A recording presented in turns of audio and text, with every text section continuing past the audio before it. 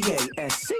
You are now rocking with that dude Pascal. We be going wild, Haitian in the building, so original. Got the haters catching feelings. Get your hands up to the ceiling and keep them held high, cause St. Louis is ready. Forget about it, goodbye. Hold on, we just saying hi. Five somebody, rise up. Weekdays, catch us live, somebody. Let's go. Good morning. Good afternoon and good evening, everybody. Welcome to the Pascal Show. Hope you guys are all doing well out there. Hope the show finds you in great spirits because another day above the dirt is always a blessing. Let's not forget that. We have been watching and, keeping an eye on this diligently, this whole case that is coming out of Arizona, Tucson, Arizona. And I got to be honest, this is the wildest turn of events. And let me just say this. That's what I'm going to say. That's all I can say right now. That's all I can say right now. I don't know. I don't know how to process this one. Okay. Yes, I do think. Yes, I have my theories. Yes, I have my thoughts. But I'm also. Let me just say this too. Let me make this abundantly clear, okay? Let me just keep it a bean with y'all. First and foremost, I'm just going to preface this whole thing right now, okay? Fair warning, you have been warned. We have not heard anything from 5-0. So this right now is one fat-ass speculation. I just want to make that abundantly clear. Fat ass speculation. We haven't heard nothing from 5-0 yet.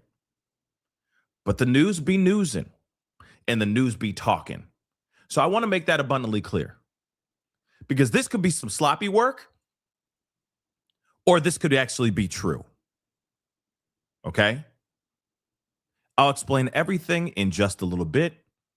This is not a dig at media. This is not a dig at anyone. I'm just prefacing all of this because I feel like that is very important to hear before we automatically assume or before we automatically go, oh, yep, that is the person. We don't know for sure. There has not been any confirmation. I'm sorry. There has not been any confirmation from any local PD so far as the start of this show. Maybe later on in the show, we are going to find out more information. Maybe they will confirm it later on, right? Through an article or through an interview that we'll see later on during the show. Maybe. But for right now, what you're seeing in the title up above or down below, wherever you're watching this show, there has not been any confirmation of said shocking info. Okay? These shocking details and these shocking revelations. No confirmation thus far. Just want to make that abundantly clear. Okay? Just to make that abundantly clear. Okay. Now that we got that out the way, okay? We got that done. I just want to make that extremely clear.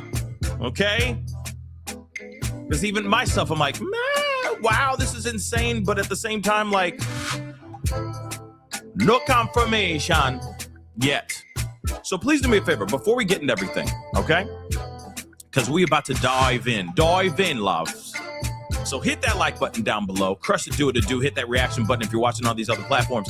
If you are watching on these other platforms like Facebook, X/Twitter, Instagram, TikTok, Rumble, Twitch, Kick, make sure you hit that follow button because I'm on all them mugs, okay? Definitely follow me on my Facebook because there's a lot of updates that are going on outside of this case that I'm covering over there that I don't have time to talk about on camera and all that. There's a lot of breaking news still breaking. There's stuff with Poland and the Epstein files and Russia and all that stuff. There's so much craziness going on, just so you know.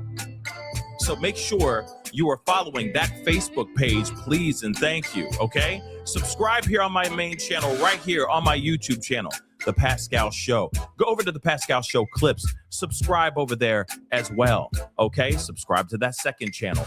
Hit that notification bell on both those channels. Set it to all. so you know whenever I go live, whenever I upload, because honestly, it is random, okay? So make sure you do that, okay? Subscribe, hit that notification bell, set it to all. Hit that join button down below. Become a member. Support the channel if you can. Check out my Patreon, okay? If you want to support even further. And of course, check out PascalMerch.com. We got some really great stuff over there, man. PascalMerch.com. Check it out. All right, guys. Whoo, boy. Okay, woke up this morning with some shocking information that has everything to do with this guy right here. Let me say this, allegedly. Okay? I want to make that abundantly clear. This is all alleged. There is no confirmation of this. I know I'm going to keep saying that over and over again because I already know some people are late to the party. They're going to show up and go, "You didn't know there's no proof of it. Why is everybody talking about this just for clicks?" Well, let me explain something, okay? Information moves pretty fast out here, especially when it's something this intense, this life threatening, if that makes any sense. Okay. When it's this dire, you have an 84-year-old woman by the name of Nancy Guthrie still out there. No one knows where she be. No one knows where she is. Savannah Guthrie is a co-host on a very, very well-known show, morning show called Today. So I call it the Today Show. All right. Her mom, 84-year-old Nancy Guthrie, was taken out of her home. Now, there's some factors in here that give me the vibe that she was taken by somebody she at least knew somewhat, or that she may have known, like it's truly, truly known. Okay. Now, first and foremost, we don't know who these people are. I truly think as well, and this is just my theory, all right? I truly believe that she was taken by more than just one person, that this took a team. Two or more people moved this woman. Now, if this ransom note, which we are going to take a trip down memory lane in the ransom note again, okay, in that discussion as well. But here it is. I'm going to say this first. If the ransom note is real, they said, we heard from another interview, which I might try to find and show you guys again, just to, you know what I mean? We're all waking up in the morning, okay? So we're trying to get the cobwebs out of our heads, right? I might play that just for memory's sake. But they said, we have your mama. Send us this money. We are the people that took your mother. We know exactly who she is, what she was last seen wearing, blah, blah, blah. Right? They gave out information like that, right? But anyway, that shows to me, if that ransom note is real, that this was more than just one person. They said, we are the people that did this. So now we got this new information, and we got a lot to talk about. We got a lot to dive in and discuss. So get in here, get your drink, coffee, whatever, your ginger tea, okay? And let's get this conversation going. They are now saying that the man to the left of the photo, his name is Tommasco Cioni. Hopefully I'm saying his name correctly and his last name correctly. But they are saying, the rumors and the streets are saying, that he will be named a prime suspect in the abduction of Nancy Guthrie. Yes. This is very interesting. Now, let me just make this abundantly clear. There is no confirmation of said thing. No one has said, law enforcement, the most important people in this whole situation, okay? No FBI, no local PD, no detectives. Nobody has come out yet to say that Tommasco Cioni, a middle school teacher married to Savannah Guthrie's sister, Annie Guthrie is a suspect. They have not said any of that at all. One thing is for sure, though, they live in a very nice home. He's a middle school teacher. I'm not sitting here saying that middle school teachers don't make enough money, but they live in a $650,000 home in Arizona, not very far away from Savannah Guthrie's mama, Nancy Guthrie. They are, at least Annie Guthrie, was the last person to see her mother alive. We're just doing all the facts right now. Now, the question still remains, Annie Guthrie and Tommasco were with her? Or was it just Annie? Right? So you got a middle school teacher who's married to Annie Guthrie. They live in, and it doesn't matter if they, but they live in a decent home, okay?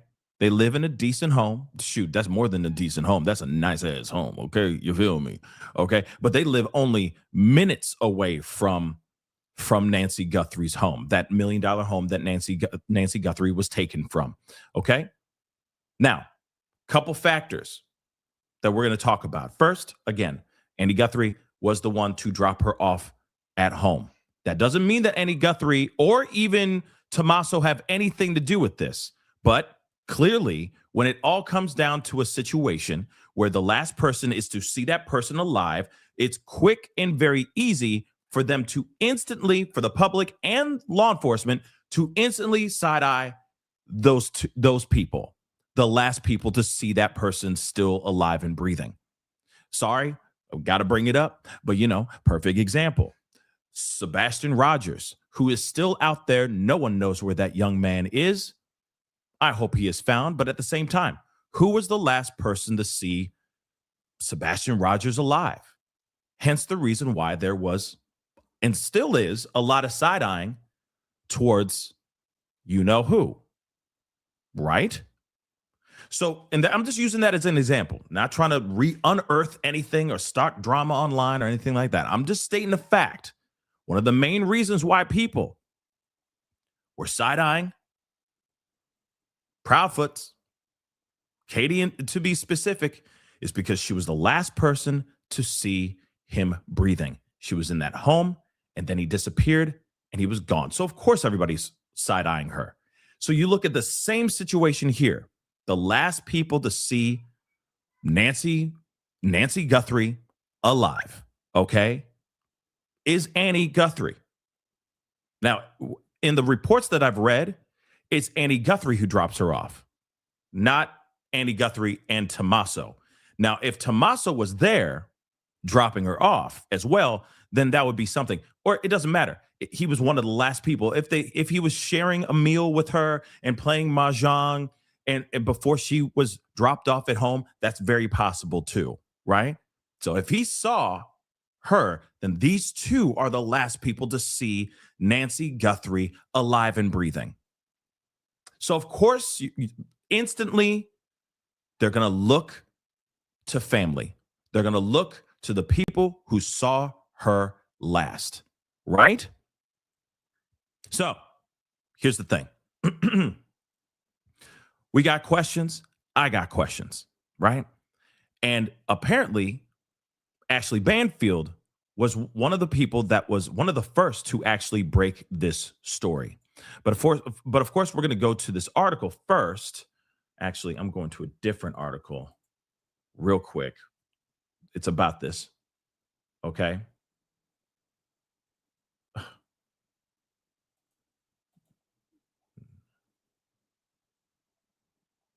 Hold on. Come on, bro. So, of course, there's going to be a lot of people asking a lot of questions like myself, trying to find out how could they have. Well, one, I know law enforcement, people talk, you know what I mean? People talk for a buck as well. They'll leak information just so that they can make a little bit more money, etc. But this is actually, I thought it was here, but we are just going to go to this one then instead. Okay.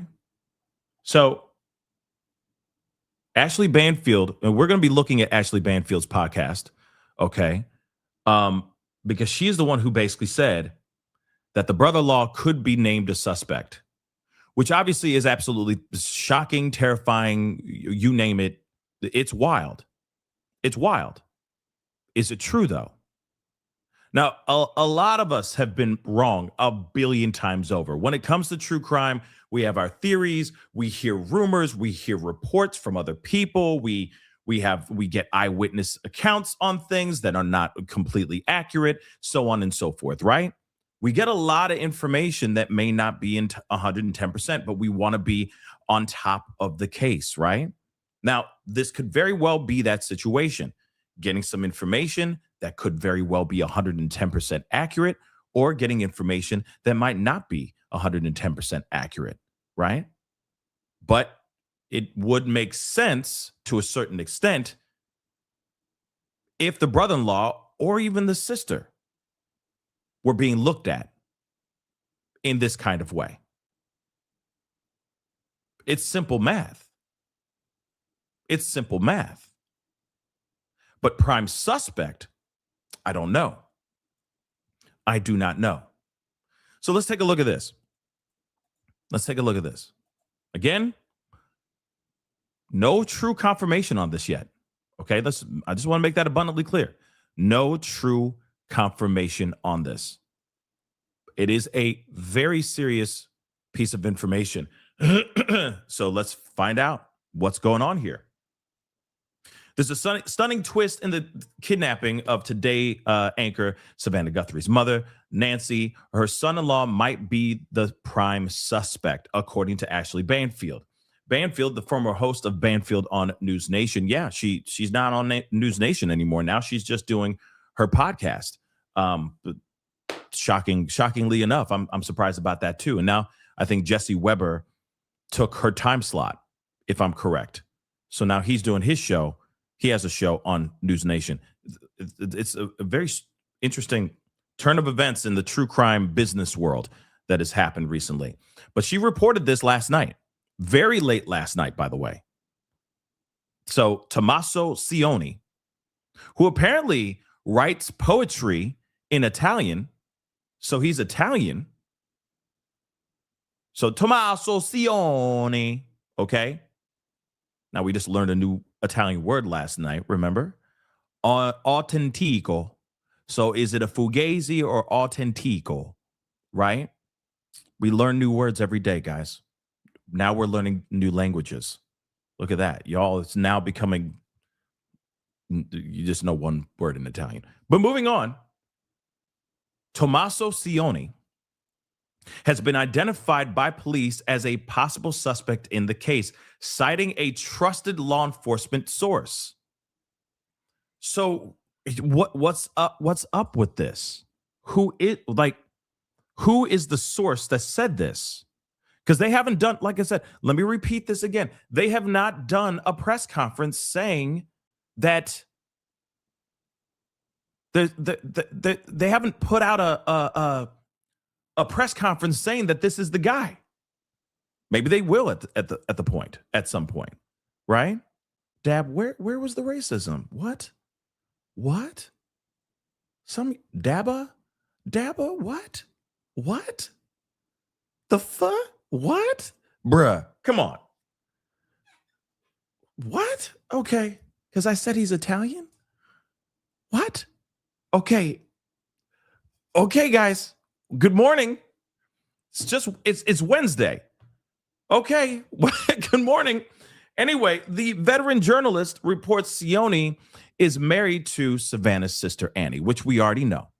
And the two were the last people to see Nancy on Saturday night. So now they have confirmed for sure. Because I mean, it's easy math to assume, to come to the conclusion, okay, that Tommasco was actually there too, right? That he was there having dinner with them, playing mahjong, or just hanging out, whatever. Okay, so he was one of the two. Annie and Tommasco were the two people that saw Nancy alive and well before she disappeared. So it's safe to say that police are looking at these two regardless. You know for a fact that they're side-eyeing Annie too. And I'm not sitting here saying, like I said, I've said a million times before, this is not me sitting here saying, oh, she did it. Lock her up. No. Where's the evidence? Where's the proof? Same thing with Tommasco. Where's the evidence? Where's the proof? I truly believe believe that this is an inside job. Abso-freaking-lutely. This is an inside job. I don't think that this is just some random guy was walking down the street in that neighborhood at random and just saw her walking into the house and said, that's a nice house to target. Let me take that old lady. You see what I'm saying? So it's safe to say that this is a targeted attack. And if that ransom note is real, then yes, this is most definitely a targeted attack. And yes, this is an inside job. Either it is relative, either it's kinfolk, okay? Either it's kin, family, etc., bloodline, somebody connected within the family, or it's disgruntled employees or employees that work there that knew every nuanced thing about that house. Someone who went into that house knew that house, knew Nancy Guthrie. Now, could it very well be Tommasco? We'll find out. But it is quite the allegation to put out here that he's going to be named a prime suspect. And if that actually does happen, then hey, good, I guess, good, right? Let's zero in. Let's figure out what the F is going on. Here's the other thing, too. If this is truly real, the ransom note, that means, and I'm telling you right now, that means that Nancy is still freaking alive.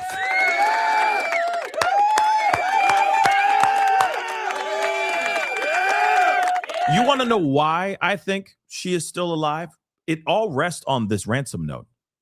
If this ransom note does exist, and it is like, if that ransom note is real, okay, because there is a ransom note that does exist. You know, I'm side-eyeing it because I don't know if it's entirely true, but here's the thing. If it is real, if that is authentic, autentico, right?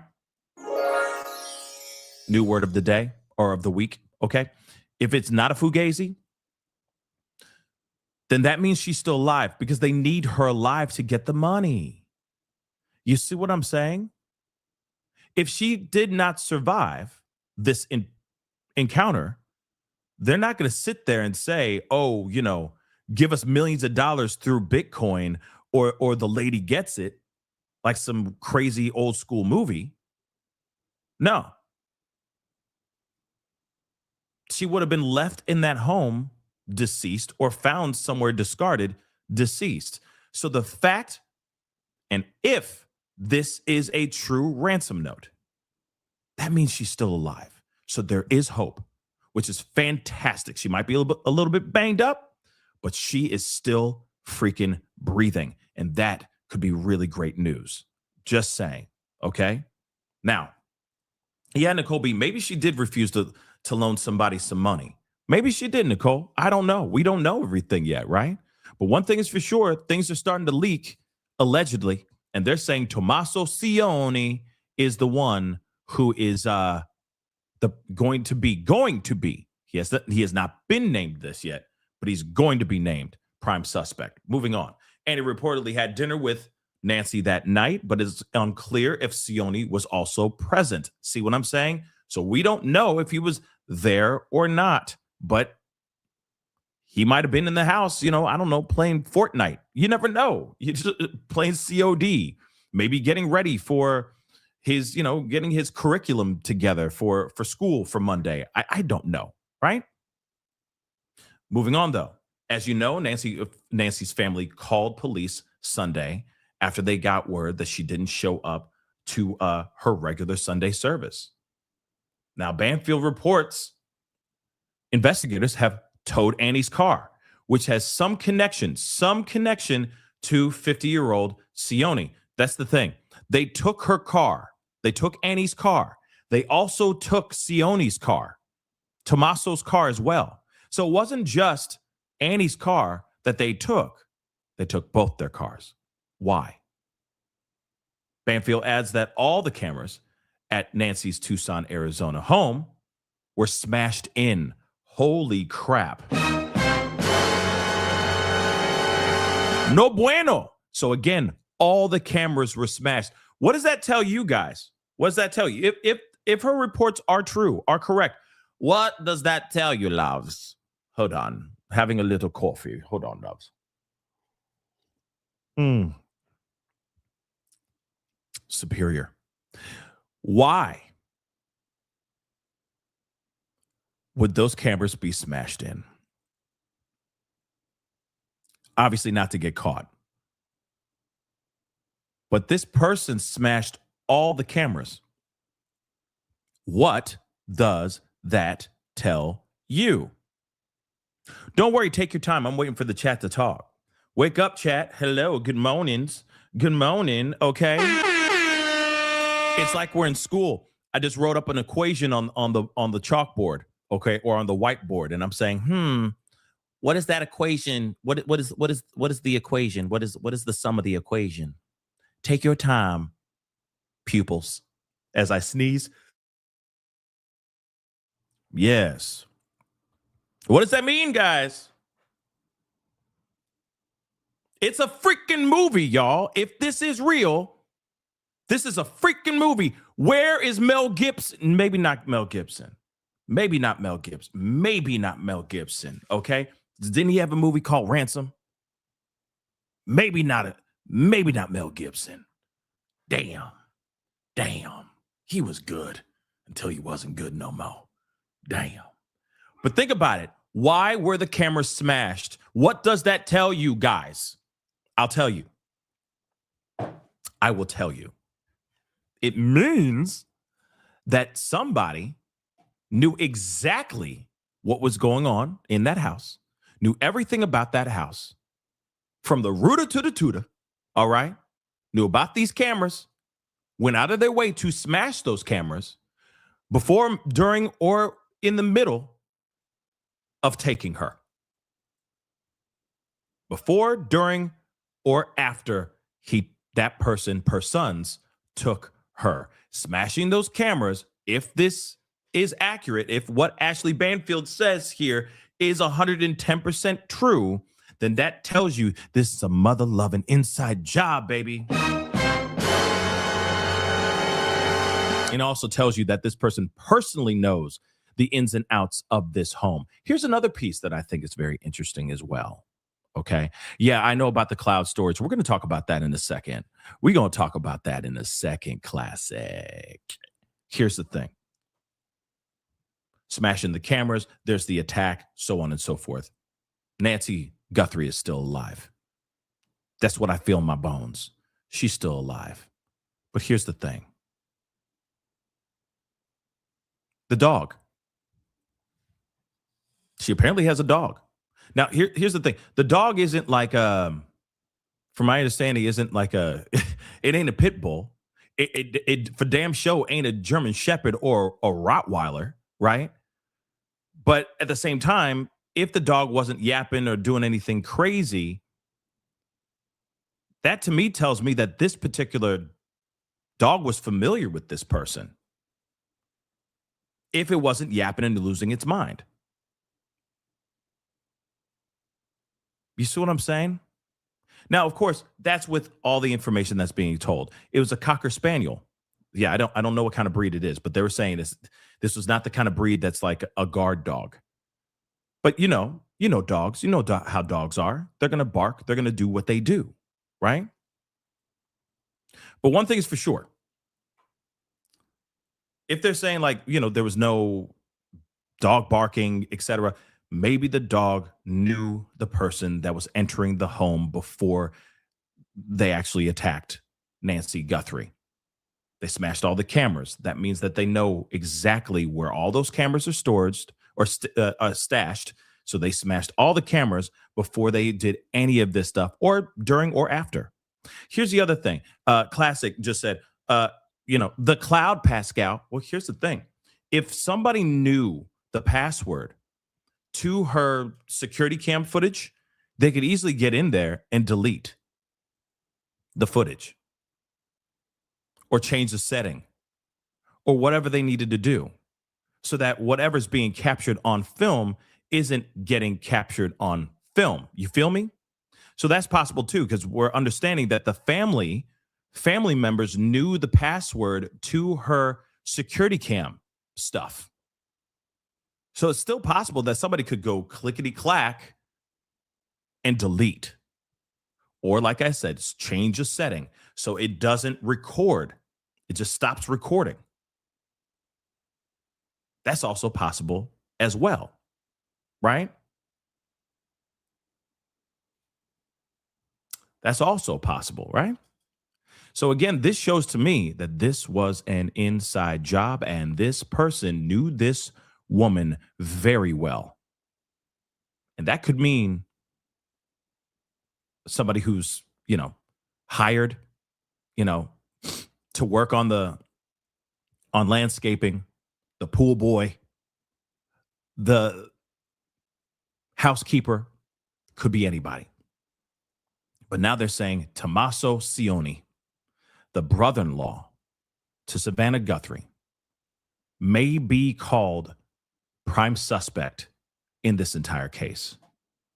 So we already know about the trail of blood that we've seen. We're going to be looking at all this again and just doing a trip down memory lane. Now, TMZ was sent an alleged ransom note from an unknown person or persons who demanded payment in exchange for Nancy's release. The Pima County Sheriff's Department and the FBI are investigating whether the note is authentic. All right? Police say Nancy was taken from her home in the middle of the night over the weekend. Investigators are working fast to find Nancy, believing time is of the essence. Absolutely. But here's the thing. Here's another thought that crossed my mind. And we're going to get in. Of course, she needs her daily medication and all that. But what if this person actually has her medication? I know that sounds weird, but what are the chances of this person actually getting their hands on medication that is supposed to be for her, just getting the same medication? What are the possibilities? Oh, she only needs this, this, and this. I mean, let's be real. If they're trying to have her survive, if they're trying to keep her alive, because if she's alive, they get the money. If she's not alive, they don't get the money. You understand that, right? That's what I mean by if this ransom note is real, then she's freaking alive, which I'm doing cartwheels in my head because I truly think that she's still alive. If she was gone, she would have been left there gone. Cameras still smashed, all that.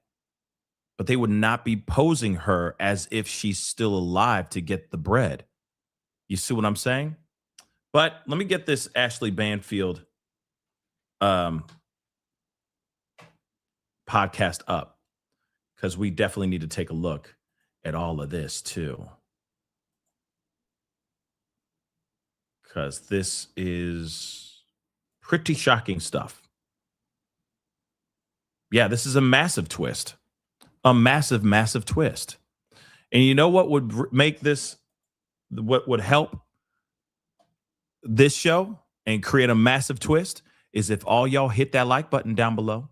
All right. Crush it, guys. Crush that like button down below. Can we get it to 2K? I know that might be a lot to ask, but there's well than enough people in the chat right now. Okay. Please and thank you. Let's get it to 2K. That's the goal for today. Hit that like button down below. Crush it. Don't forget to hit that subscribe button, y'all. Subscribe. All right. If this is true, this is wild. We are literally living in a movie. All right. We've been living in a movie for a while. We have been in the upside down for a while. Let me just make that abundantly clear. Okay. So this is all very, very shocking information. But let me just repeat this again. Police have not come out and said, yes, he is a prime suspect. They have not said anything of that sort. I want to make that abundantly clear. All right. They have not confirmed any of this. So right now it's just speculation. Okay. And it does make you wonder. Here's the thing. Can somebody tell me, does anybody know what Annie Guthrie does for a living? or I guess her last name would be, would be Annie Cioni, right? What does Savannah Guthrie's sister do for a living? Does she have a jibbity job? Does she have a 9 to 5? Does anybody know what she does for a living? She's a writer? She's a poet and writer. Is she a successful writer? Is she a successful writer?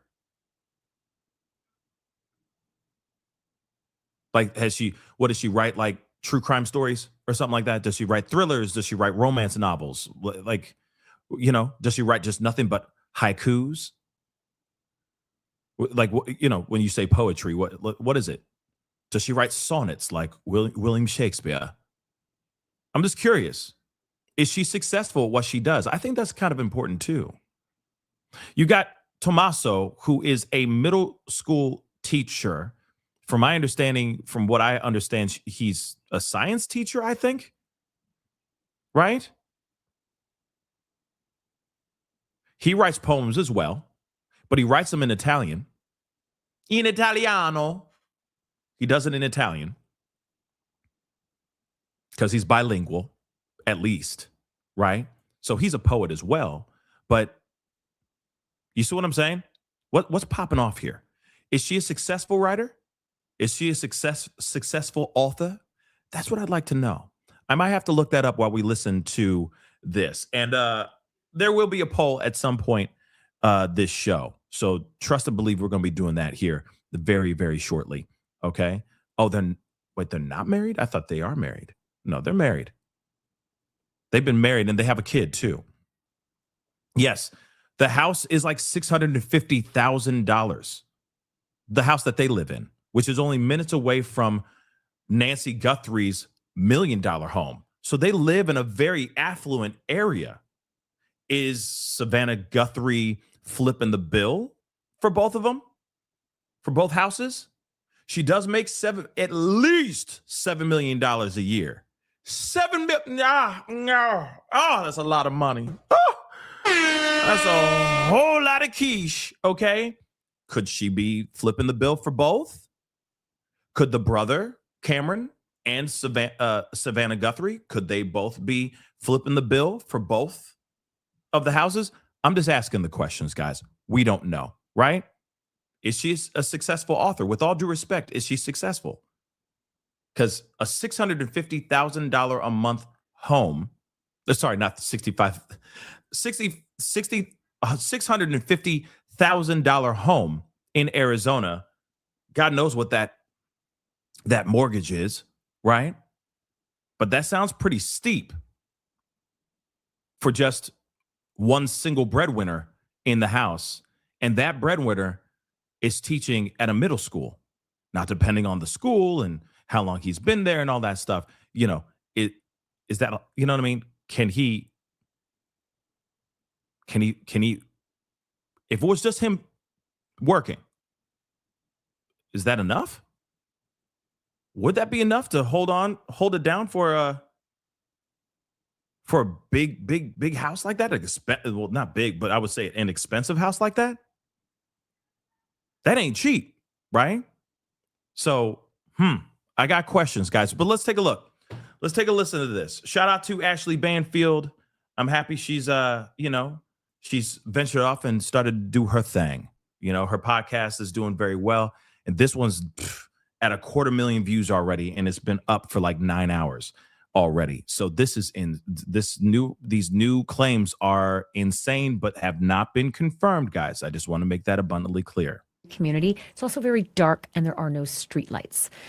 So very hard to see anything that might have been driving up and down those roads. The properties are huge, right? They're anywhere between 1 and 4 acres each. So more rural, don't think city, lit up, neighbor to neighbor sees everything. Your ring cam can see the street. It's not like that. Not everybody's ring cam can actually see the street from where they are on these big properties.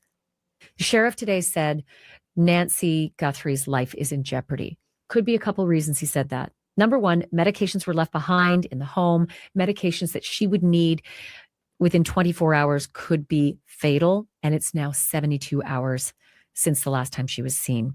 So that could be why he said her life's in jeopardy. Or he could have said it because I now have definitive sourced information saying that there was in fact blood inside and outside the home. So blood inside the home is scary because we now know she was taken against her will. Kidnapped was what the sheriff told me last night when I did my episode before. So blood inside the home, kidnapped forcefully, taken forcefully. That could probably be part of the reason why her life is in jeopardy. And Brian Enton's going to show you the pictures of the blood outside the home that he discovered today as well. The media has helped generate a lot of leads, the sheriff said. That's really important. He said, if you've got any information, 1-800-CALL-FBI. 1-800-CALL-FBI. If you know anything, even if it's tiny, the tiniest thing can lead to the biggest thing. Sheriff has said it's been helpful. They do not know what she was wearing when she was abducted, when she was kidnapped and taken from that home. They don't know if there were one or more kidnappers. Any indications she's still alive? Sheriff said, no idea. Can't tell you that. Is there a threat to the public? We were a little confused by the answer before. I think what he was trying to say was that we feel like this is an unusual circumstance. We don't think that this is going to be a serial kidnapping or whatever else has happened to Mrs. Guthrie, but there's someone out there that did this. So yeah, the threat is out there. He's not going to go as far as they did in Idaho early on and say there's no threat to the public, because Brian Koberger was out there for, over 6 weeks and he's a threat to the public, but it didn't feel like that. It didn't feel like there was no threat. It didn't feel like there was a big threat. So take that the way you will. Were there any valuables taken, ATM cards? Sheriff would not say. Sheriff wouldn't say, was there forced entry? I can tell you definitively, there was absolutely forced entry. The pacemaker information, they didn't want to talk a lot about it, but I will tell you, my reporting, my source says that the 2 a.m. separation, when the pacemaker stopped responding to the devices it was connected to, the Apple phone, the Apple Watch, that is the time they are narrowing down this kidnapping to. Yes. Okay. I do want to make this abundantly clear too here really quick. As far as the pacemaker disconnecting, disconnecting to the Apple Watch, it does not mean that it stopped working. It does not mean that she lost her life or that there was an incident. It just truly just means that her pacemaker was not within connection, within distance of her watch or her phone. That's it. I know some people out here have been saying, oh God, she must have had a heart attack, or, her heart must have stopped, blah, blah, blah. No, it just means that, how you take your phone and maybe you're playing some music on your Bluetooth speaker, you got your Bose or your Bose speaker, you know what I'm saying? And you're doing your thing, your Beats speaker, and you walk away to the other side of the crib, all right? And the phone, your phone loses connection with the Bluetooth, and it goes, you know how it is. Ladies, I know you're playing that bye, bye, bye. And it's like, bye, bye, bye, bye, bye. You know what I mean? That's what's happening. See, they don't like that. My dogs don't like NSYNC, apparently. But you get what I'm saying, right?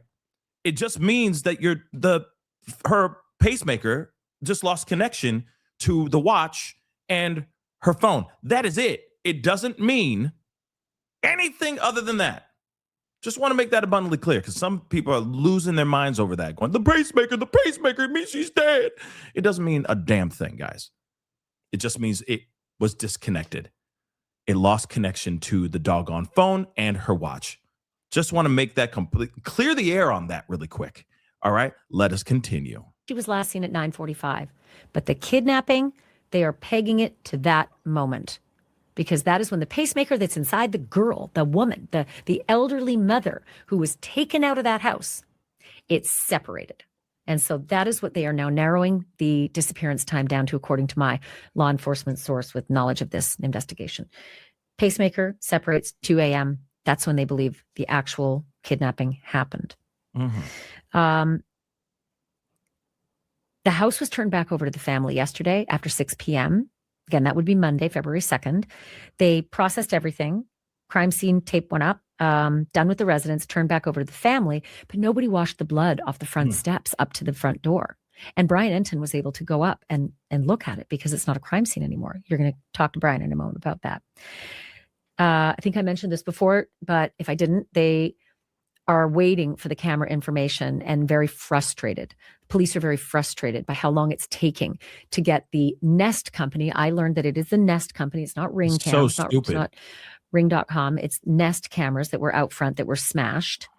They are waiting for the corporate Nest executives to yield that information back to the sheriffs. Listen. Let me just say this. First and foremost, she just said, interesting. She just said that the cameras were smashed. She just said that. And then also the Nest security camera company is dragging their mother-loving feet on getting this footage to police when they should have already had this footage since day one, right? Insane. Unless the Nest company is doing everything they can to find stuff and they can't find a doggone thing. That's possible here, guys. Like I said, if this was a thoroughly thought out attack and inside job on Nancy, these persons would have thoroughly thought this whole thing out, right? But let's continue. 72 hours. It's been a long time. I can understand why the sheriff would be frustrated that it's taking this long. This was at, again, 1:30 today. It's about 7 hours ago. So that might have happened in the last 7 hours. Maybe the sheriff has that camera information now. And with those cameras being smashed, right? That's evidence. All of that is evidence, right? What was the tool used to smash them? What did it look like? All of that. And so when Brian Enton asked the sheriff, the cameras are missing, and the sheriff wouldn't go there, clearly the police have taken those cameras, smashed as evidence, and those are now in evidence lockup as part of this investigation. But again, I can't reiterate enough how dark this area is. No streetlights, dark and rural. Whoever smashed those cameras could very well have been completely cloaked, and that may not help a lot. Maybe you'll see someone's gate. Maybe the exterior lights were off on the home. Who knows? Depends on what kind of Nest cam she has. Does it show night vision? I mean, there's lots of different levels that you can get. Who knows what information that will yield? Whoever smashed those cameras, what will we see? What kind of, right-handed, left-handed, walking up? What was the gait? Does it look like a man? Does it look like a woman? Hopefully that could have been ascertained before the cameras actually ended up being smashed. Yeah, I mean, of course, that's something we all want to know, right? What could have happened here? Was it a woman? Was it a man? Was it two people, right? Was it more than two people? That would all be there. Here's the other thing too. Again, them smashing all the cameras. One thing is for sure. If this would tell you too that this is an inside job and that they knew exactly where the cameras were, because it wouldn't be them like searching everywhere, like looking around and going, oh, there's that camera, and going up. If they're going directly towards the camera and smashing that camera, that would tell you something, right? That would definitely tell you that this person knows exactly where those cameras are. So therefore, they have been inside this house before and have done their recon work before, right? But let's continue on. Yes, guys. Please do me a solid. Hit that like button down below. Let's get to 2K, please, and thank you. Hit that like button down below. It helps the show. It helps us grow. Keep on hitting that subscribe button as well. Do not forget about that. Let's get straight into the Tommasco Cioni situation here. Okay, let's hear about this allegation, right? I told you already, 100% blood inside the house. My law enforcement source told me that police have now towed and impounded the vehicle belonging to Nancy Guthrie's daughter, Annie Guthrie. This is important because... Hold on. Just because that they impounded that car does not automatically mean that is a scene, an admission of guilt, right? They could have just taken it because, I don't know, there might have been something else, right? That was the last vehicle that she was in before she got inside the house. So maybe they're, combing that for various reasons. But I digress. Let's continue. You've heard that the last point of contact with Nancy Guthrie was when she was dropped off by her daughter at 9:45-ish at night on Saturday night. So Annie Guthrie and possibly her husband as well, Tommasco Cioni, were the last people to see her at 9:45 at night, Saturday night. Sunday morning, 11 a.m., church members reached out to the family. Hey, your mom wasn't in church. Not normal. She's always there. What's up? Family member goes over, calls family member or members, goes to the house, calls 911, and the investigation begins. But they have towed Annie Guthrie's car.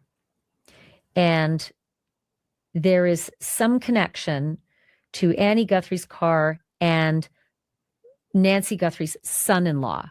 That would be Annie's husband, Tommasco Cioni, age 50, from Tucson, Arizona, married to Annie P. Guthrie, Savannah's sister. And my law enforcement source tells me that Tommasco Cioni is the prime suspect in this case. Who is this source? That's what I want to know. Who in the bloody hell is this source? That's what I'd like to know. But let's continue. She says, Tommasco Cioni. I thought it was Tommaso, but Tommasco Cioni. We're hearing it from her right now. Crazy. Again, law enforcement source tells me that Nancy Guthrie's son-in-law, married to Annie Guthrie, Savannah's sister, is maybe a prime suspect in this case. At the very least, let me tamp that down, because sometimes it's the first person you're looking at, not prime as in there's no one else. Okay, so let's be really mindful of that. Families are always looked at first as well. Yep. It doesn't mean right away. Listen, Ed Smart was targeted for weeks as, without question, somebody they needed to look at. Possible suspect, right? Heartbreaking for Ed and Lois Smart, because it wasn't them who took Elizabeth, right? But that's what happens. When anything happens like this, familial abductions, the family's looked at first, and Annie and or Tommasco Cioni were the last people to see Nancy Guthrie at 9:45 at night, the night before she disappeared, abducted, kidnapped. Kidnapped was the word that the sheriff used with me. But it's very distressing to think that this law enforcement source is telling me that Tommasco Cioni is maybe a prime suspect in this case at this point, and that the car belonging to Annie has been towed and impounded and is in evidence. That's the word that was used with me. This law enforcement source also said to me, who has the motive to kidnap an 84-year-old woman? The way it was described to me is, that's a burden, right? It's a burden to kidnap an 84-year-old woman with mobility issues needing medication. That is a burden. And then this law enforcement source said, so you look at people who would have a benefit to an 84-year-old woman going away, disappearing or dying. Sometimes it's somebody who has an insurance benefit from that. Sometimes it's somebody who may benefit because there's a debt. And that may be helpful.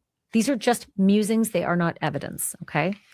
But they are musings from people I trust implicitly due to their longevity in the business of investigating this exact kind of thing. I told you already about the pacemaker information. The law enforcement sources have narrowed it down to the kidnapping happening at 2 a.m. based on the pacemaker stopping at 2 a.m. That's when they believe Nancy was taken from that house. All forms of DNA were submitted, right? But the sheriff himself said that it came back. Like, so far, the details that have come back have not pointed to a suspect, which tells them that it was likely Nancy's blood, not a suspect. Or at least nothing has come back yet to point to a suspect regarding the blood. I think it's Nancy's. You got to put in consideration that I thought about this last night, and I forgot to say it on the show.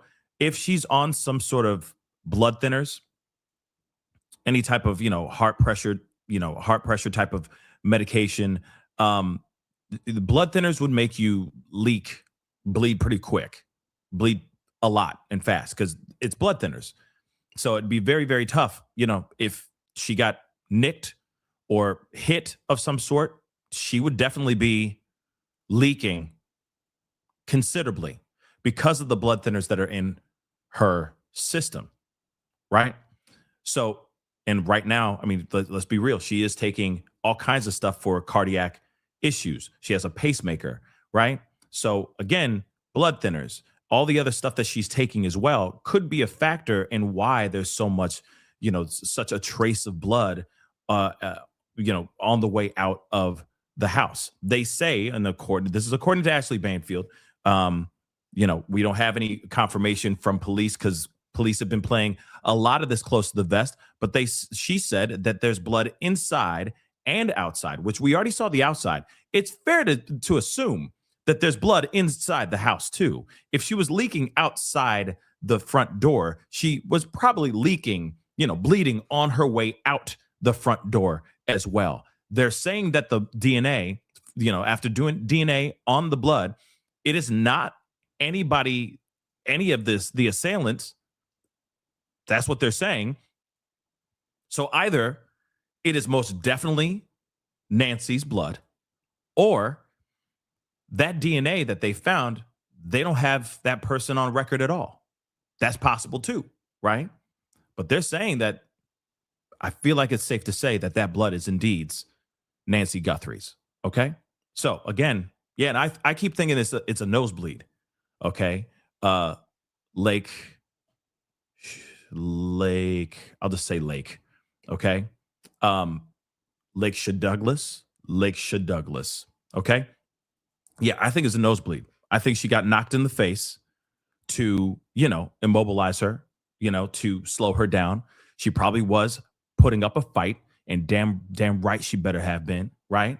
And they probably knocked her in the face during the tussle, and that caused a leak. That caused her to bleed. She has blood thinners in her system, so she's going to bleed a lot more, a lot faster than any other person, right? So that is a possibility here, right? I know that we got some new updates from TMZ. We're going to get into that in just a second, but I want to play a little bit more of this. We got to ride this piece out just a little bit more, guys. Okay. Yeah. My law enforcement source said that they will be searching every single cell phone ping, the geofencing, all the rest. This source told me that this is someone who knew where the cameras were, somebody who was familiar with this home, this premises, this woman. They knew where the cameras were in order to smash those Nest cameras, plural. Okay. And as far as the TMZ ransom note, my source says that they don't believe that this is real. They think it's just troublemakers trying to insert themselves into this story. Could that change? Yes. Just want to give you a little bit of information on Tommasco Cioni, Annie Guthrie's husband, whom at this point, I am told again, may be a prime suspect in this case. He's 50, from Tucson. His bio from a website that's an Italian website, an official Italian website for the Taparulan Society, Cultural Association, the Taparulan Cultural Association, a nonprofit focused on promoting contemporary artists. His bio says, I was born in San Giovanni, Valderno on June 18th, 1975. Since 2006, I have lived in Tucson, Arizona. I write when I have the chance. I study lizards. I play the electric bass. I make homemade pasta. LinkedIn reports that Tommasco Cioni is a teacher at Basis Oro Valley School from 2007 until present. Says he's a primary instructor for 6th grade science and AP biology. Reverb Nation, that's a music website, says that he put out an album with a 3-man music group called Early Black. Music is apparently available, but that's all I know about Annie Guthrie's husband, who, again, one law enforcement source, very connected, highly regarded, impeccable credentials, knowledge of this investigation, says that Tommasco Cioni, Annie P. Guthrie's husband, may be the prime suspect in this case, and Annie's vehicle has been towed, impounded, and is now in evidence. Very distressing. Okay. So you heard all that. I am going to come back to this. I'll probably circle back to hear the rest of what, not the whole thing, but what the some more of what Ashley Banfield has to say about more information. But we do have some updates here, guys. And this is why I say I'm going to say this too. Before we look at this, I have to urge you guys, like I said, we got to take everything with a grain of salt. And, maybe these sources are 100%, maybe these sources are not 100%. But then also at the same time, we also got to understand that local PD is not going to want to let everybody know everything that's up their sleeve. They're not going to want to show all the cards that they have hidden. So you got to look at that piece too. And I have to preface that because just like we prefaced in the very beginning of the show, these allegations could be 110%. Like what they're saying about him being a prime suspect could be 110%, or it could just be one big fat ass fugazi.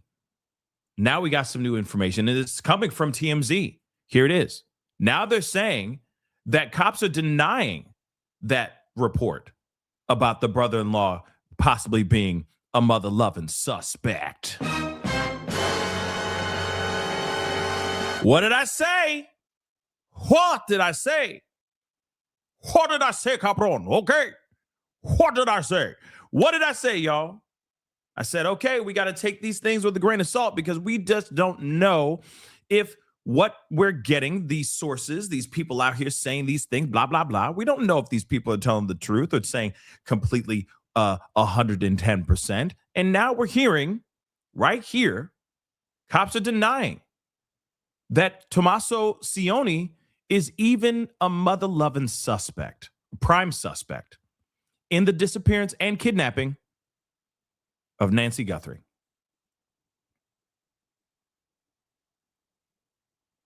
Like I said, we got to take it with a grain of salt.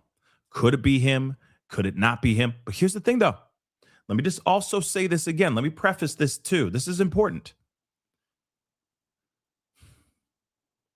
Sometimes the police will sit there and say, no, we're not saying that. What? Because they don't want to screw anything up. Remember David? Remember the David and Celeste Rivas case? Remember that ish? Remember what police were doing? They were not completely giving us 110% the truth. Now, this is LAPD we're talking about. But remember all the information that was getting leaked, and then they were getting mad, and then there was a whole tussle, a fight going on with the medical examiner and the homicide department in the LAPD. Remember that ish? Remember that crap? And they were just going toe to toe. And basically, LAPD is trying to fight with the medical examiner because the medical examiner wants to put out more information about what actually happened to Celeste. And we're hearing all this crazy stuff about her being waterlogged and whatnot. And then we hear over here from LAPD basically saying that's a full-on lie. What? She wasn't waterlogged. What the hell are you talking about? Right? Remember that crap? Because they didn't want people to know everything, right? Now we're hearing this from local PD saying, no. What are you talking about? He's not a prime suspect. What are you guys talking about? We deny all claims that he was ever a prime suspect. Let's take a look at this. This is interesting. So this is an update that they said. So let's read that. No suspects. This is according to them just a little bit ago. No suspects have been identified in the ongoing investigation into the disappearance of Nancy Guthrie.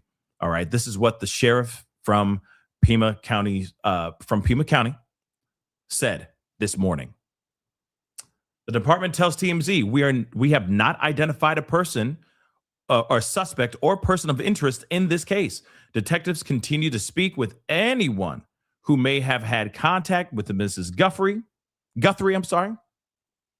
We are also awaiting additional forensic results. They add, we are not confirming the car being seized. Interesting. So we are not confirming the car being seized. We are unsure where that reporter is getting that information. Damn.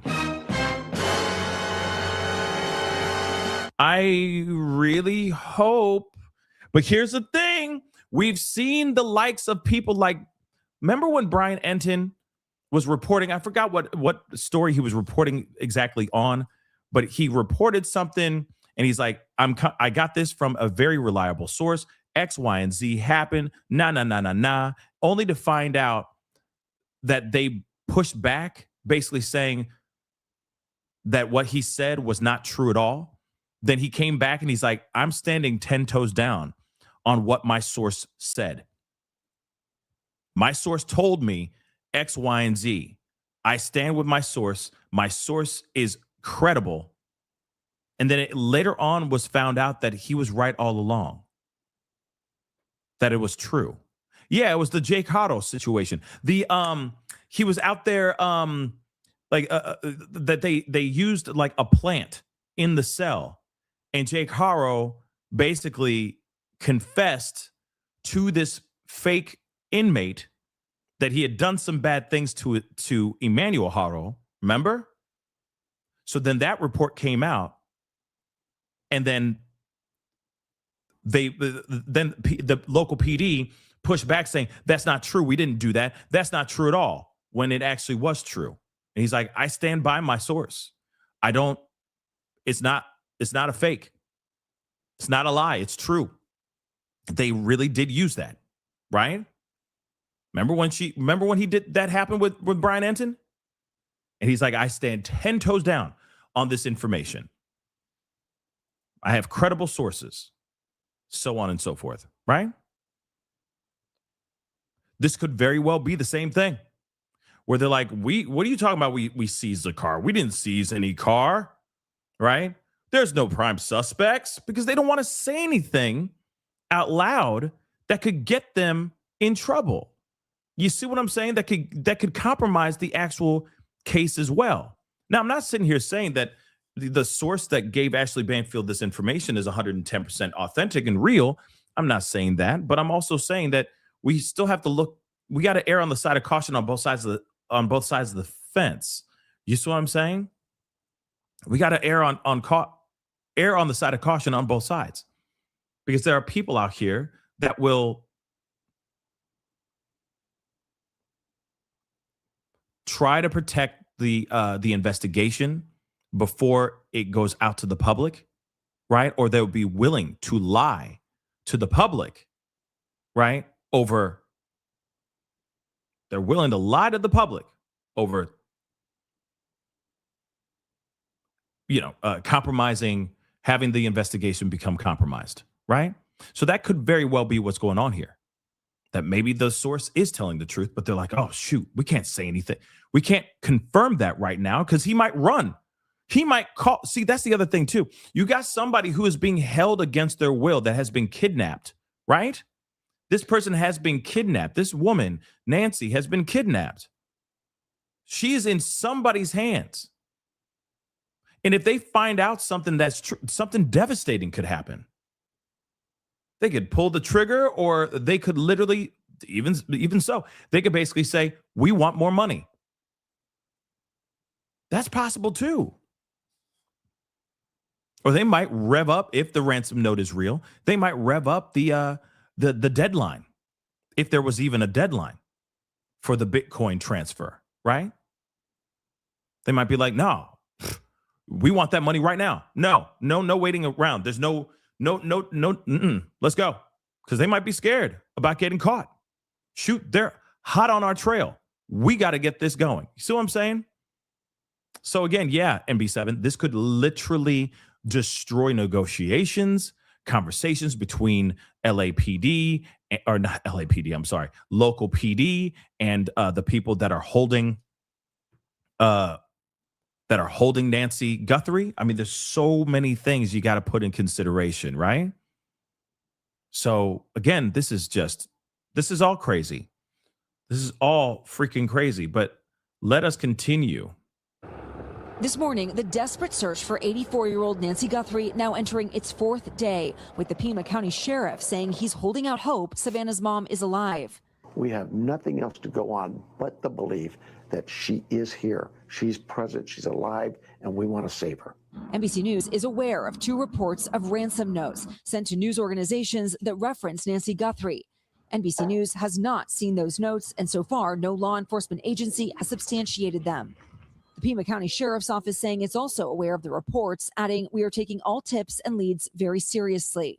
The leads we've got coming in are critical to us. They're valuable, and we're sharing those with the FBI and others. FBI agents are now working closely with local authorities. The Sheriff's Department says Guthrie had several cameras at her home, but it's still unclear if there's any footage from the overnight hours when she was believed to be abducted. They're also still trying to find any usable video from neighbors' homes. To give you a sense, this is what the neighborhood looks like. Many of the homes are on these big lots set back from the street with all this tall, dry vegetation blocking any view of the road. There's also no street lights here, making capturing video in the middle of the night even harder. Now, this is the moment where this whole entire neighborhood demands having streetlights put onto the streets, because this is insane.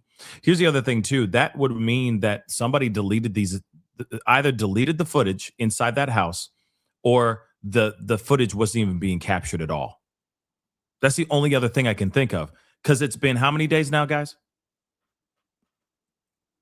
It's been 4 whole mother-loving days now since she's been taken, without her medication, without anything.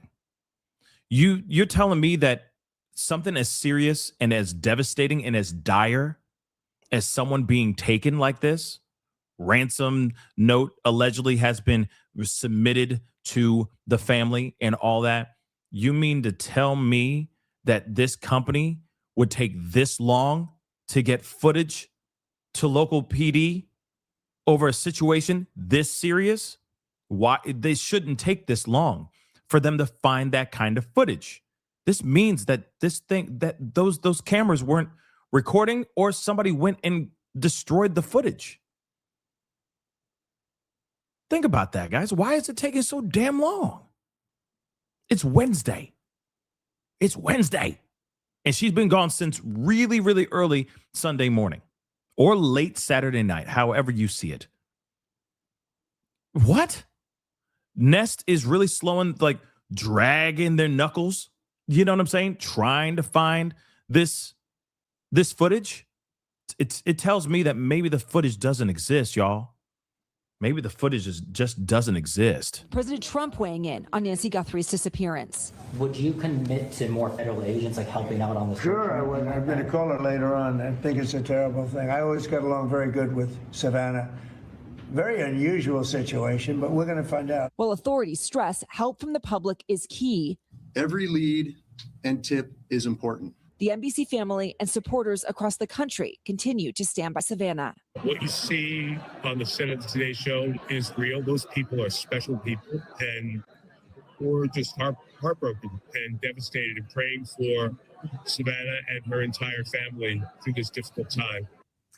And as you guys know, understandably, Savannah is no longer going to be traveling to Italy for the Olympics this week, where she was scheduled to host the opening ceremonies on Friday. She's obviously going to stay here in Tucson with her family as they continue this search. Guys, there's so much support for them here in the community. In fact, a local church is holding a candlelight service for Nancy tonight to pray for her safe return. Craig. Amen to that. All right. Liz Court's force on the ground in Tucson. Starting us off again, Liz, thank you. I want to turn now to ABC's Tom Winter, who covers law and crime. Tom, good morning to you. Let's talk about what's transpired since we last talked 24 hours ago here on the set. In terms of the investigation, where are we now? And where does it need to go from here? You know, Craig, we've gotten some new information. Unfortunately, it's not really new information that can help us advance the case today or help out people that are watching that want to assist with this case. You just saw in Liz's report as she was walking there in the vegetation. We're looking at it now. That's something that a number of people reached out to me yesterday and said, did they find any tire tracks? Was there anything that they were able to see behind the house? Because so far, there's been no sightings of any suspicious or unusual vehicles on any of the cameras from the other houses on the street where Nancy Guthrie lives. And unfortunately, the sheriff says, well, no, as a matter of fact, we have not seen any tire tracks surrounding this house. So that was difficult. There are some technological challenges that are occurring with the cameras that were at Nancy Guthrie's house. So that's making things more difficult as far as trying to find any video that may have occurred in those overnight hours when it's believed that she was taken from that residence. As you know, there are reports circulating now of ransom notes to news outlets. Yeah. about Nancy. What should we make of that? Right. So there were two notes that were sent to news organizations yesterday. They both referenced Nancy Guthrie. I have not reviewed those notes, but based upon what we're told, they have not yet been substantiated by law enforcement. So they haven't definitively tied those notes back to this case. It is something that's going to be investigated by the sheriff's office. Those notes have also been relayed to the FBI. So they're in the course of investigating those as well. They have some expertise as far as trying to track down that information. But sitting here this morning, there's nothing that leads me to believe that at this moment in the investigation, those are actually connected to what actually happened here. Yesterday, we heard from the FBI agent who's in charge of that particular area in Tucson, and he said that they were specifically analyzing cell phone and tower data. What can they glean from that, Tom? What will they be looking for? So it's called FBI CAS, and the FBI sent in even more of their agents that are familiar with this technology, the Cellular Analysis Survey Team. Each cell phone tower puts out a signal, as we all know. And what they're going to do, and I'm explaining this in the most basic form, is they're going to look at all the signals that overlap Nancy Guthrie's house. And they're going to say which cell phones were connected to that house. They'll look at the neighbors. And so if you were my neighbor, Craig, and Chanel, if you were my neighbor, you would say, okay, well, we know that they're going to be there and they were at home at those hours because it was the overnight hours. But you have a number that's connected to the cell phone towers in this area. And you know what? That number is not usually there. Or why is that number there now? And all those types of things are going to look at, certainly as they get additional leads and additional developments. They're hopeful that they'll be able to then use that to maybe track any individuals that they're hoping to find and obviously get to a great outcome. Actually, that's really smart. That's very smart. If that becomes the case, that's freaking brilliant. If they're able to do that, right? If they're able to go back and do this, it's kind of the same way that they got Brian Kohberger in a way, right? They triangulate, these cell phone towers. They find the cell phone that seems to stick out like a sore thumb. It's like, no, that cell phone is that's Nancy, that's Nancy's cell phone. Okay, that's Michael's from across the street. That's, Susan from down the street, blah, blah, blah. But this number, it's 2 a.m. and this phone is in this specific area. That's weird. And then they look into it. I mean, this is right. This is why the people that got this job do that job, right? So that could be really, really brilliant. And then they can kind of circulate and, process of elimination, figure out who was there during that time. Because you never know. There's the other thing, too. There's guys that are, it's a Saturday night. It's a late Saturday night. So you know how it is. I mean, I don't know how people live out there in that particular neighborhood or anything of that sort, but there's still a possibility of them, moving, like a guy on a date or, people coming back home from late night, from kicking it or whatever. You see what I'm saying? I don't know what time bars and clubs close in Tucson, Arizona, but I would say, hey, you just never know, right? But she got home at like 9:45, 9:30, 9:45 Saturday night. She probably did her normal bedtime routine, got herself ready for bedtime, and then went to bed. So whoever was, whatever phone, that may have been in that area around that time that isn't a normal phone number, that's where they're going to be like, there it is. Or if it's like, oh, that's Annie's phone that just showed up at 2:00 in the morning in this area. That seems a little bit weird. Why is it over here? Then they start doing the process of elimination and they start asking questions on what's up. Now, I got a few things that I'm going to share with you guys about this, about Annie Guthrie, because I kind of Googled her just to find out some more information. We're going to take a look at that in just a little bit. That's coming up later on down the line. Okay, guys, stay with me, guys. We're going to play the rest of this video, but please do me a solid. All right, hit that like button down below, crush it, hit that subscribe button, subscribe, follow, please and thank you. We're keeping a very close watch on this whole situation, and it just keeps it's just wild because it just keeps unfolding. You know what I'm saying? It just doesn't stop, which is good. We need developments, right? I just hope that we get the developments I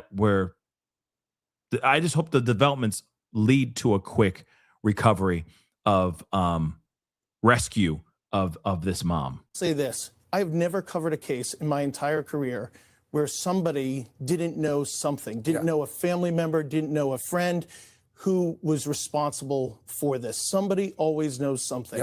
And you know what? You can not like us, you cannot like the government, law enforcement, whatever it is in your life that you've got an issue with. At the end of this case is an 84-year-old woman who wanted to spend the rest of her days going to church, spending time with her kids and grandkids. So now is the time to make that call. That is going to be critical in this case. I've never seen a situation where somebody didn't know something about who was responsible for the crime. And the family maintains that if there is someone out there who has her, say something. No questions asked. Drop raw. Absolutely. If you see something, say something. If you know something, say something. This is the time more than ever. But here's the other thing, too. I just saw it in the chat, and this is a very good point, too. They are running license plate readers. That's exactly what they're doing as well. They're going through, and they're reading, like, you know, if they're the closest intersection with a street cam, an intersection cam, they are reading every single person's license plate right now. So if this person didn't think about their car and drove in that area around 2 o'clock in the morning, and it might be, you know, it's 2 o'clock in the morning, so it's not that busy of a street. So you could literally go through that too, process of elimination, and figure out what's going on here, and possibly catch the person. If this particular assailant or assailants are dumb and didn't think about that detail, you know, them not driving around, you know, removing their license plates. But here's the really frustrating part of this. If they do have cars that they've seen driving around in the area, if they have already gone through those intersection videos, trying to do license plate readers and all that, then that would mean that they already know the make of the car, the color and make of the car. Why aren't they putting that information out there? Because a car drove to go get her. It's not like she got beamed into space. All right. I know that really just got a lot of you conspiracy theorists very upset. Oh, she didn't get sucked into the sky. No, that didn't actually happen. Okay. So somebody drove a car. It's not like they rode a bike over there and took her and then rode her on a bike somewhere away from the area. They put her in a car and they got to stepping. So what actually happened? What car is it? Yeah, it's not like they showed up threw her up there on a horseback and went, you know, yippee-ki-yay! You know, it's not that either. So what actually happened here, right?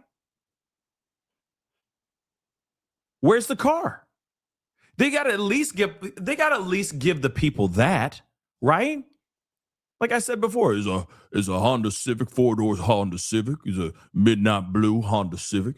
So if anybody's seen this car before, it's between a 2004 and a 2010 Honda Civic. You could tell from the grill of the car. So it's the older version of the car. You know, there's a new design of the Honda Civic. This is a different one now. 2004 to 2010 is roughly what we're seeing. It's a midnight blue and it's a 4-door. It's a Honda Civic. If anybody's seen this car, please contact local authorities. You see what I'm saying? They would have said that by now, but they haven't said that either. What's taking them so damn long? It's 4 days. Sup with that? I mean, anybody else got a problem with that? Because I got a problem with that, man. I do. With the Brian Kohberger case, they were moving pretty, like they were moving like molasses as well, but they were at least giving out some information for us to look at, right? And for people who are in the area to keep an eye on. Think about this too, okay? This means that somebody asked this in a press conference before. This means that this particular person is very dangerous, or persons. You got a person out there, a person or people out there that are very dangerous to the public. It's not just on Nancy. These people could go to any person, okay? Could go to any person's home and just take them. This is still a threat to the world, too. This is still a threat to that town, to that state as well. It's this crazy, guys. This is just nuts. Okay, but we got some more information. Let's take a look at this. All right. So it says Savannah Guthrie's sister Annie and brother-in-law Tommasco Cioni look tense as they break cover in Arizona just hours after sharing missing mom's last movements with FBI. So, of course, they're going to look tense. Doesn't mean that they're guilty. It just means that they are worried about their loved one, right? One thing is for sure. I don't know. Are we going? Okay. Are we going back to that situation where people are going to be outside the home? Like you know what I'm saying? If this continues the way it's going, I just have the strangest feeling. People are going to be outside somebody's home. I don't know if it's Annie Guthrie's home, but they're going to be outside somebody's home. It's that thing's coming back. We saw that with Emmanuel Haro's situation. You feel me? Like, I really hope it doesn't go there. But we will see. Let's continue. So Savannah Guthrie's sister and brother-in-law looked tense as they were seen for the first time since the taking of Nancy Guthrie. So Annie Guthrie, 56, and her husband, Tommasco Cioni, 50, covered their faces as they left their home in Tucson, Arizona in a dark-colored Honda SUV at 5 p.m. Tuesday. Annie held a coral-colored hoodie over the top of her scalp. Why would they say her scalp? But okay. She was covering her face, basically, okay, trying to hide her face from photographers. Cioni pulled his T-shirt over his mouth and nose while wearing a pair of aviator sunglasses in a bid to avoid being photographed. You know, like, I hate to say this, with all due respect, I don't understand why people do that, because it's like the damage is done. They already know who you are. They know where you live. They're outside your crib. You see what I'm saying? Like, them doing this, like, don't look at me. Well, you got social media. They could just take those photos and just use them. Like, it doesn't matter. But people do some wild things, weird things to cover their faces. Like, it's done. They already know your face. But anyway, moving on. So the couple who married in 2006, there you go. They were married in 2006. They have one child. If I'm correct, it's a girl, a daughter. All right. Returned to their $650,000 Tucson home shortly afterwards. Pima County Sheriff Nanos said they were the last people to see Nancy alive before she vanished, which is obviously a very big piece of information. It is a big piece of information until they are ruled not connected to this situation. All right. Savannah is believed to be staying with them at their home, which would be weird, don't you think, if these allegations are true? Wouldn't that be weird? You got Savannah staying in the home. If Tommasco had anything to do with the taking of her own mama, like, to be in the same house, like, that would be weird, man. That would be weird. That would be weird. Okay. But again, they say police have not confirmed that he is a prime suspect at all. But give it time. The tides could very well change in the next few hours. There's a lot of information that has changed since the start of this show. Like I said, wait till we get through the show, and they may confirm it or they may deny it. And they denied it during the course of this show. FBI agents visited the property around 2:30 p.m. on Tuesday as they continue to investigate the kidnapping of Savannah and Annie's mother, Nancy. They left after 2 hours. 5-0 left after 2 hours. So you got their Honda SUV. They live in this home. Nice home. $650,000 home in Tucson, Arizona. Nancy was taken from her. We already know about this. Annie, her mother, spent the evening enjoying dinner together and playing Mahjong, a Chinese 4-player rummy-style game. So the sheriff has not offered any information about possible suspects or a suspect with a former FBI profiler telling the Daily Mail on Tuesday that Nancy was likely selected for abduction in advance. Yeah, she was, like I said, she was targeted. I believe she was targeted for sure. And it all rests on if that ransom note is real. So Annie raised the alarm the following morning after Nancy failed to show up for church. Ransom notes, plural, were delivered to TMZ and local news outlets like Cold or COLD on Tuesday afternoon, demanding an undisclosed sum of Bitcoin.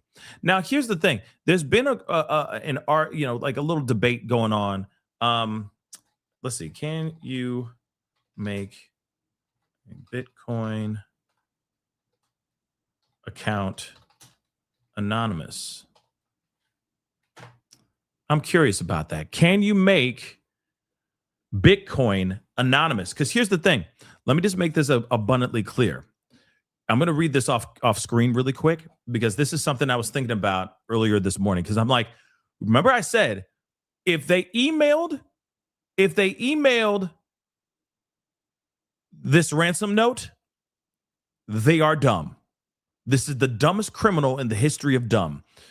Thank God they're dumb, because without them being dumb, she may never be found. Or they may have to drop serious coin to get mama back. Now, here's another piece which makes them very, very dumb as well. Bitcoin. It's not like they said, we want $15 million in duffel bags and set them on the corner of Spruce Street and Pineapple Avenue. They didn't say that at 9 o'clock Tuesday morning. They didn't do that. They're not saying that from what we're understanding. They want Bitcoin money. They want cryptocurrency, right? Interesting.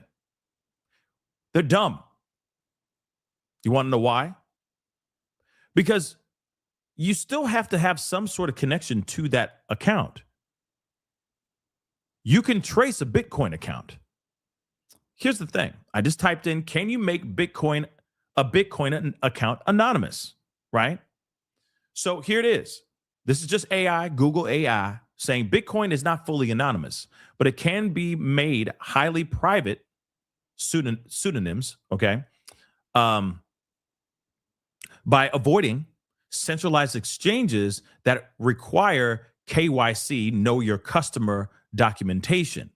To maximize anonymity, users should utilize non-custodial open source wallets, transact over Tor, and use coin mixing services to break the trail on the public blockchain. So you can do it anonymous, but it seems like you got to jump through a bunch of loopholes, a bunch of hoops, to make that happen. But still, no matter what, this person still has to have access to that actual account. You really mean to tell me that they can't go and say, find out the IP address that Bitcoin was made from and do the reverse math off of that? You mean to tell me that you can't do any of that?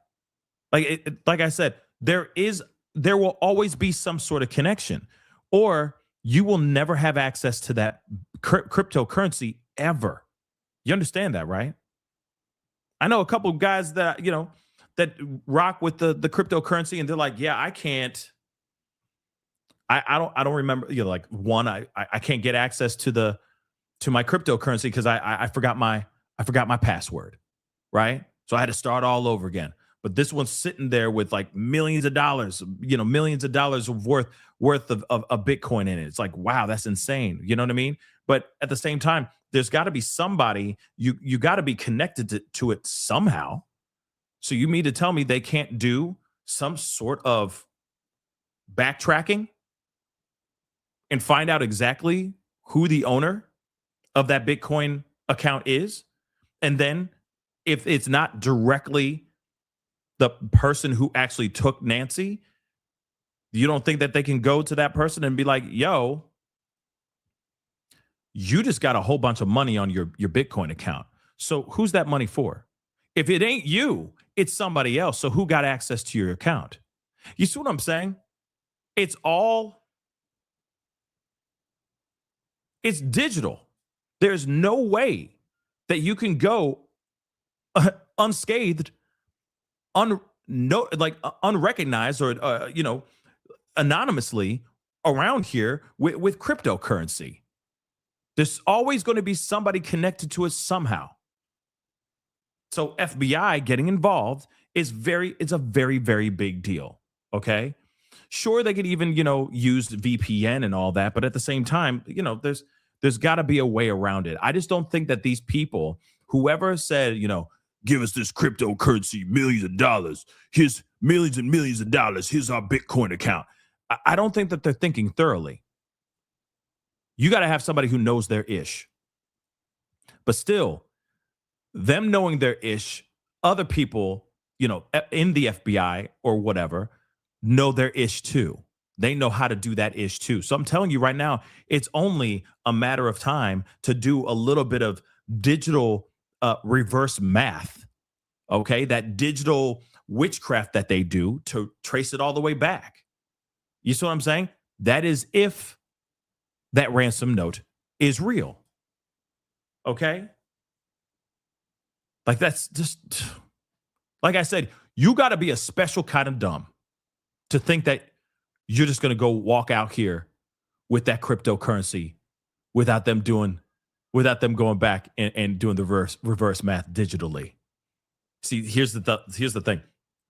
Cold hard cash always wins when it comes to that kind of stuff. Because here it is. You just drop off a duffel bag, drop off the mama on the corner somewhere. You grab that duffel bag and you gone. It's not traceable. Unless out of nowhere, you do some crazy deposit into your bank account worth millions and millions of dollars in cash. Yeah, that's going to be a big freaking deal. They're going to notice that. But when you do digital, it's a wrap, man. It's a wrap. It's a freaking wrap, y'all. So again, it's just dumb. It's just dumb. Period. But let's continue on. But thank God they're dumb. They're going to do the reverse math, and hopefully they're going to find the people connected to this whole thing. Because again, I do not think this is just one person. And it may not be the sister and her husband. It may not have anything to do with them. So we got to hold tight until we get more information on that. Okay? The notes are said to have shared details about damage to Nancy's home and what she was wearing that has not been released to the public. Now, here's the thing. This is the other reason why I feel like other people are side-eyeing the sister and her husband. Because how would they know? How would if this person was lying, if this ransom note is a lie, how would they know about the damage to the house? Like her favorite vase that she got from her husband in the early 90s was broken. How would they know? They had to have been inside that house at some point, right? To know that information. Or somebody within law enforcement or within the investigation is in on this whole thing as well. Not connected to Savannah Guthrie's family at all whatsoever. I know that sounds insane, but who else would know, right? Who else would know? Her sister and Tommasco were inside that home, or at least Annie was inside that home before they called 911. They went inside. Remember, Sunday mass happened. A service member, a member of the congregation noticed that she wasn't there, that Nancy wasn't there. They called Annie and Tommasco and said, hey, she did not show up today. Could you check on her? And they said, yeah, sure. Say less. They hopped in their car, at least Annie, and drove over to the house and allegedly saw a door wide open, trails of blood on the ground, house in disarray, in whatever shape it was in. They ran through the back. They ran throughout the entire house trying to find Mama. Mama wasn't there. And that's when they called 911. So the only person that would know, or the only people that would know about how the place looked inside, what kind of damage was done inside the house, and possibly what she was wearing, right? Before she disappeared, would be Annie and Tommasco.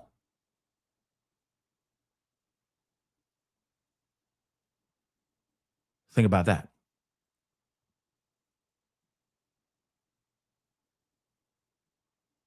I'm saying outside of law enforcement, the only other people that would know are the people that were first at the scene before anyone else was there.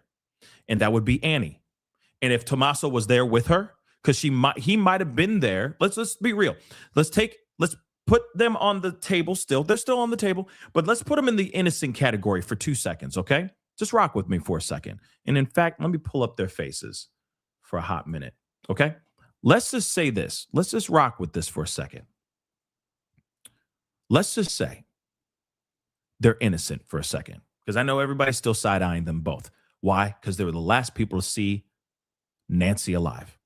Makes total sense that everybody's staring at them, but that does not confirm, that does not mean that they did anything. But we're going to put them in the innocent category for a second. Let's just say that they walked into that house. They saw everything. They freak out. She is going, Tommasco, I don't know what's going on. She probably calls him Tommy. But anyway, Tommasco, I don't know what's going on. They just said Mama didn't show up. Can we go there? Because she needs some support. She needs that help. Because God forbid, what if she walks in and she finds her mama gone? No one wants to see that. That is a terrible, terrible, terrible, and terrifying experience. So maybe she was asking him to go with her so that she had some support, some moral support, right? So they walk in, they don't see anything. They're looking everywhere. And so they call 911 because they couldn't find her. The only other people that would know about how messed up the place was is local PD. That's the only other people that would know. Local PD and the detective department, et cetera. That's the only other people that would know. So whoever wrote this letter are either them, the people who took her, or some person that is within the local PD or has connections to local PD. That's the only thing we have. If that ransom note is real, if this ransom note is real, those are the only options out there. If they're innocent, then it's somebody within local PD, or somebody connected to local PD to get that information, right? Somebody who did that, an outside entity, did what they did, and they know everything, right? Or if we throw them in the guilty category, then that means one of these two knows something, that they were a part of it, or they have somebody that they're in connection with that did the kidnapping while they were home because they need an alibi, right?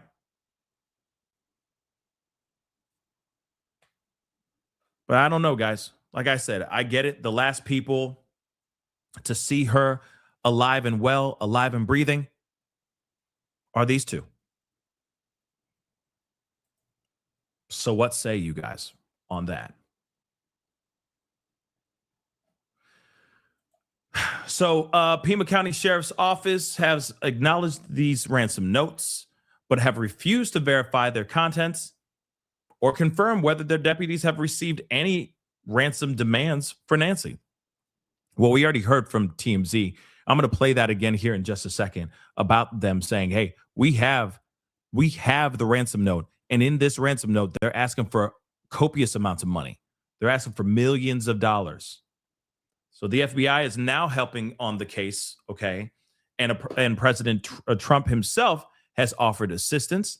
This is also wild that there is a $2,500 reward. I would expect a whole lot more in this reward, but $2,500 reward is offered for information about her disappearance. Footage shared on Monday showed blood drops, okay, on the doorstep of Nancy's home.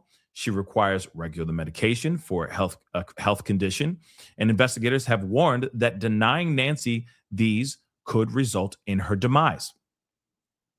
So police sources told Fox News on Tuesday that Nancy's pacemaker stopped transmitting information to her Apple Watch around 2 a.m. on Sunday, which only means, just to make it completely real and abundantly clear to all y'all, which only means that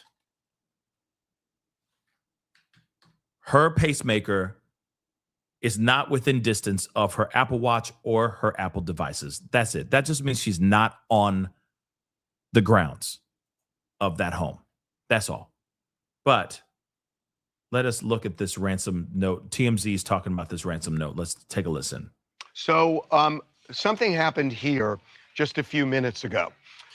We received an email at TMZ from somebody purporting to basically issue a ransom demand.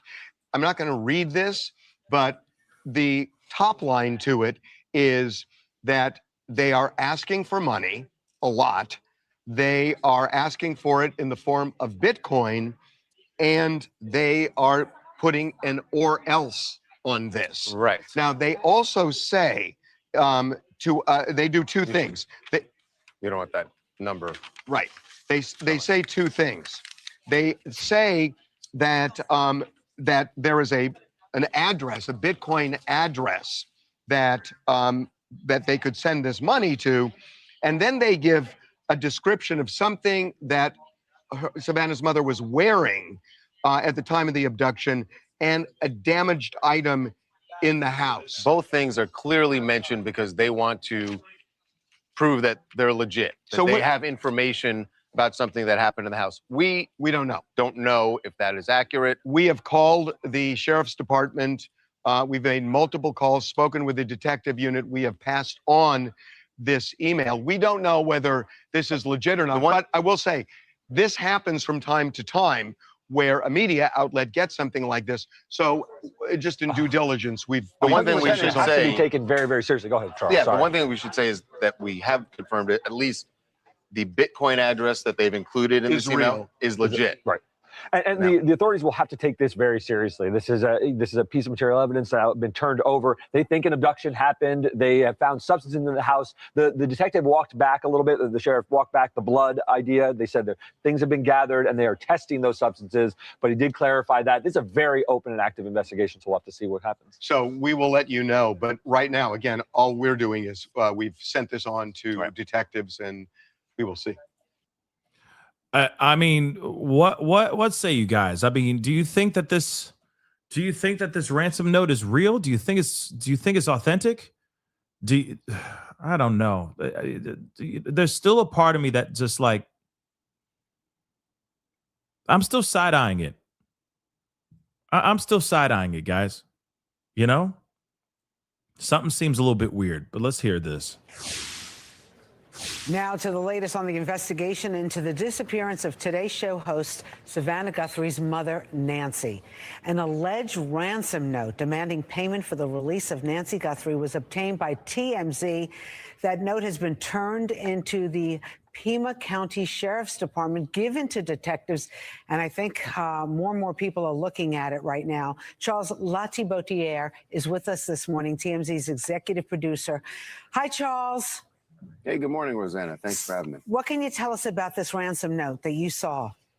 Yeah, this ransom note, which came into our tip email yesterday morning, was very alarming just because there were things in there that there were details that if true, and again, we don't know because we haven't seen Nancy's home, but they certainly mentioned things that that was intended to make the authorities know that this is for real.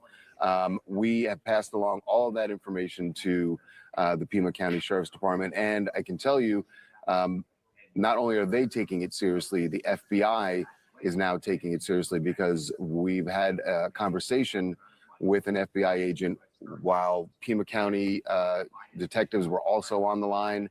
They had some questions about the email, which we shared all the information that we have with them. So they are at least taking it very seriously, as the sheriff said they would, and trying to track down any potential leads that they can, garner from this note. Wow. So the FBI is now involved, and I think that adds another layer of intense scrutiny investigation. What do you think, Charles?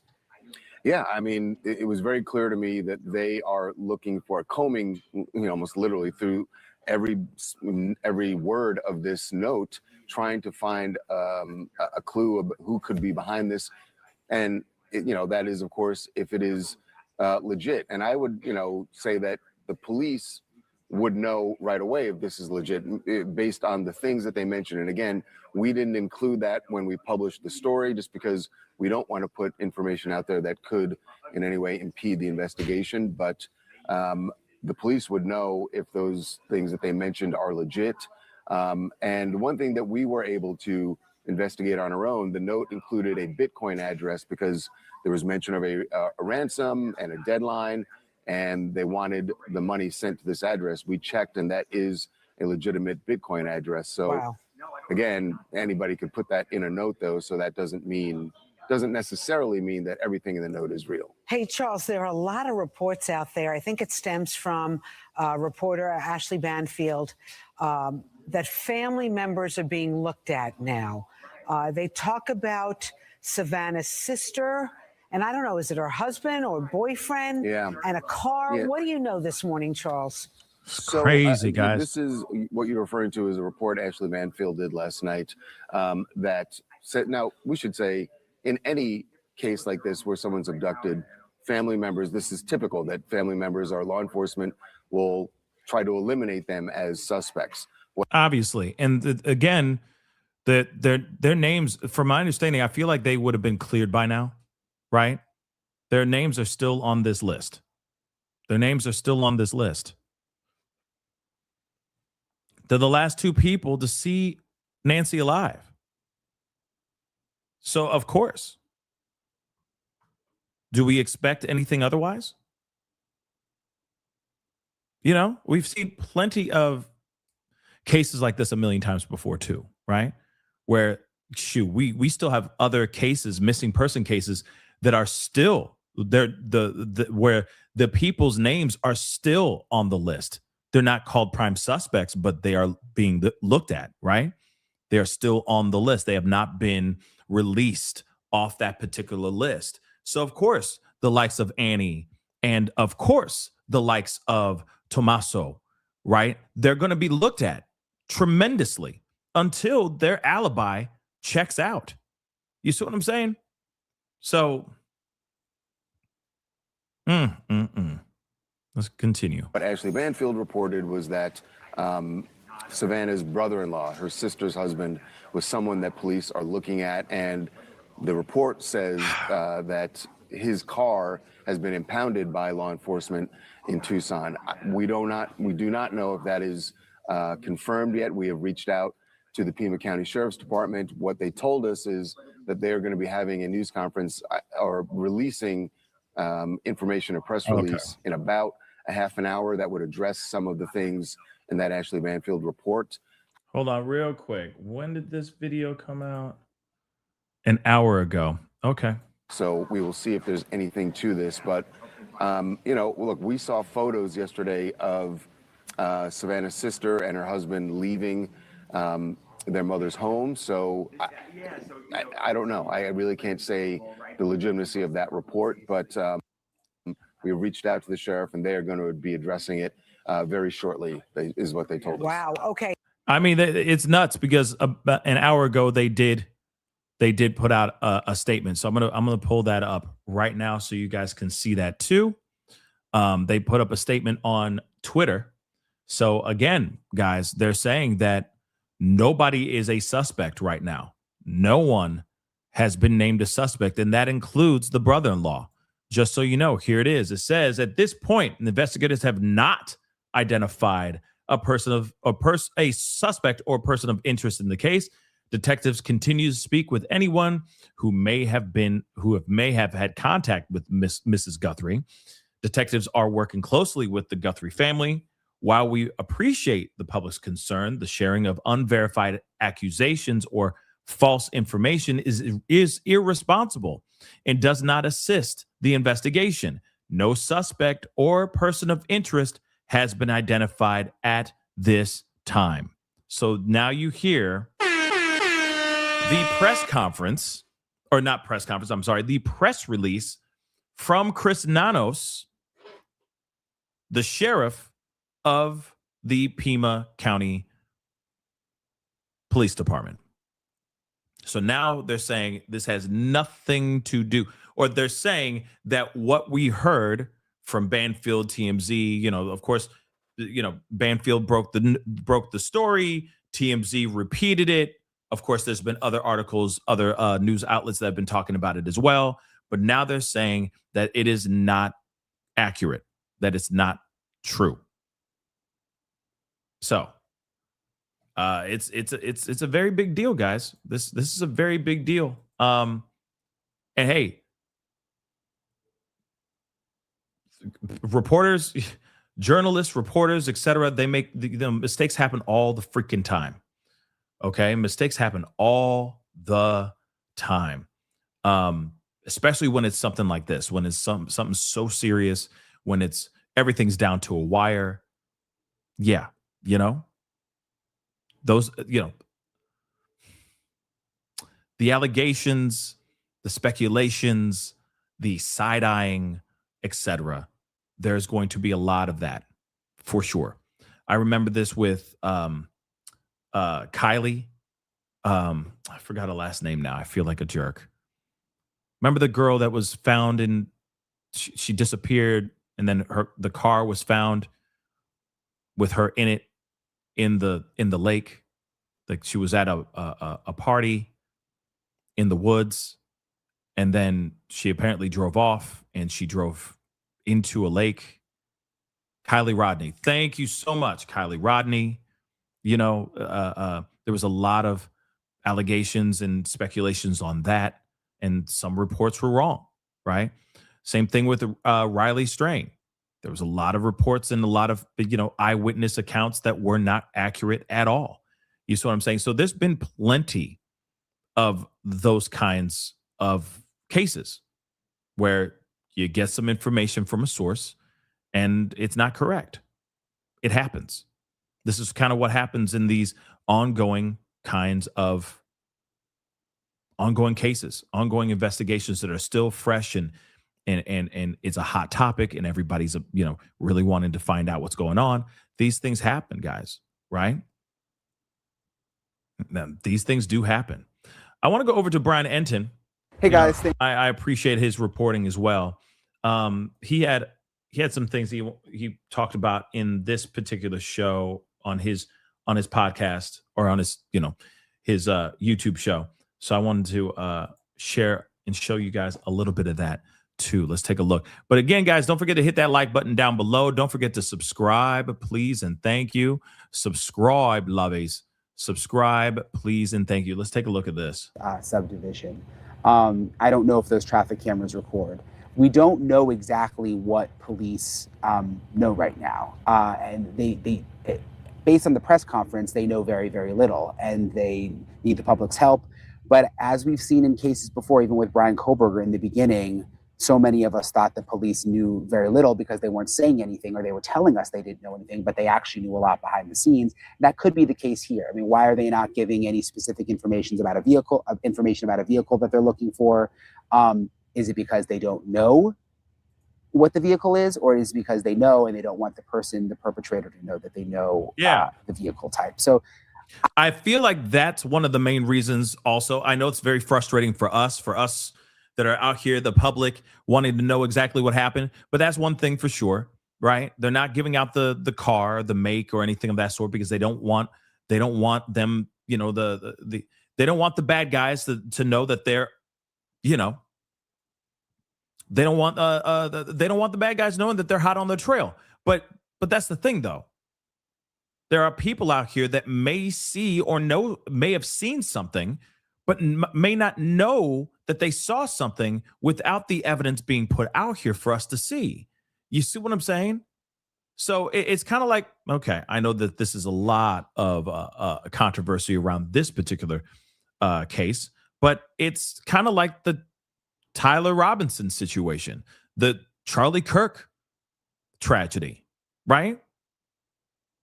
They were literally going, we need to find this guy. We need to find whoever did this, blah, blah, blah. Here, you know, and at first they didn't give us much information. They didn't give us anything. We were finding these things off of the internet of people shooting, filming things on social media with their own phones.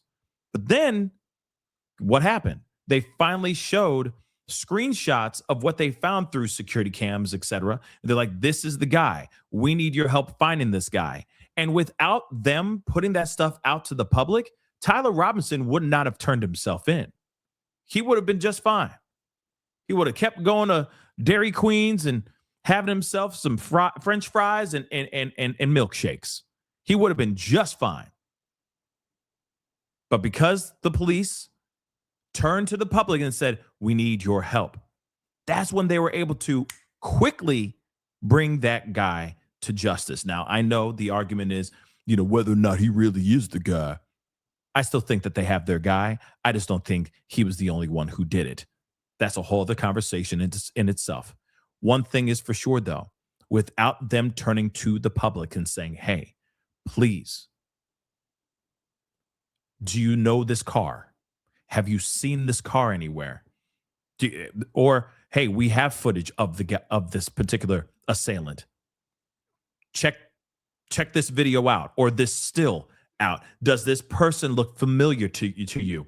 Those kinds of things are incredibly important and helpful, but they're not putting that stuff out. It'd be nice if they did, because it would get people to start keeping their eyes open for a car or anything of that sort like that to bring her home as quickly as possible. But I digress. Let's continue. I don't know the answer to whether they know a ton more, but based on the press conference and what the sheriff was saying, they know very, very little right now, and they need help from the public. In terms of ransom, have they gotten any requests for ransom from a kidnapper? We asked that question specifically at the press conference, and the sheriff kind of just dodged it. He didn't say yes or no. He said, said something like, we're looking into every lead out there. So he didn't say yes or no, but what's interesting is first TMZ reported that they received a ransom letter into their email and said that it had specific information in it, a specific dollar amount, and also had specific information in terms of describing what Nancy Guthrie was wearing, and also specific information from inside the house. Whether any of that's true, we don't know. I mean, it could just be totally bogus. Who knows? It could be people just, sending info in, faking, you know what I mean, making it up, like just to try to get money, just jerks out there. There's also a local TV affiliate here in Tucson that says that they've received a ransom note.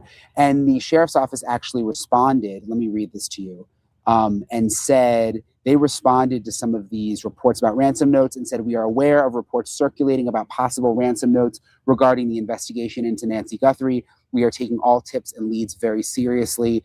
Anything that comes in goes directly to our detectives who are coordinating with the FBI, and they're encouraging anyone with information to continue to reach out. In terms of the FBI is very much now involved, and that's a new element. We knew that they were assisting yesterday. They are very much assisting today, because when we were at the press conference earlier, there was the FBI special agent in charge of this Tucson area who was actually at the press conference. That could also explain why police aren't, or why the sheriff isn't saying as much. Usually I find that when the FBI gets involved, they really seem to clamp down on just other members of law enforcement speaking out about the investigation. So there's definitely a sense today that there's not as much information coming out. And the sheriff even said at the end of the press conference that they're not going to have another press conference until Thursday unless there's an update, which I thought was kind of interesting because it's only Tuesday. Insane. Also new. I think that's very weird too. Like, you're not going to do a press conference until Thursday, yet you have a woman, a mom, where every second counts, and you're not going to have there should be daily. That's what I think. There should be daily press conferences until this woman is found, or until they have some massive updates that they can't give to the public so that they can zero in and get this bad guy or these bad people into custody and get her home safely. This is all about everything down to the wire. This is just like any other missing persons case when it's somebody who's a very young child, a baby, etc. Like, this is dire. So I don't know what the heck is going on here. It's just, I think this is very insane. That they're like, oh, we'll do another one on Thursday. No, this should be daily. This should be daily.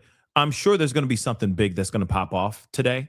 I'm sure there's going to be some new piece of information. So get ready for it. I feel it in my bones. Hopefully it is something towards getting her home. But we will see. Let me jump ahead a little bit more. Situation out here. I'm joined now by Maureen O'Connell, who, if you follow my show, everybody knows Maureen and loves Maureen, retired FBI agent, and Jeff Bennett, one of Maureen's colleagues, who is new to the show. Thank you for coming on, Jeff, who is also a newly retired FBI agent. I want to start with you, Maureen. This video that we got of the blood spatter outside the front door. What do you make of that?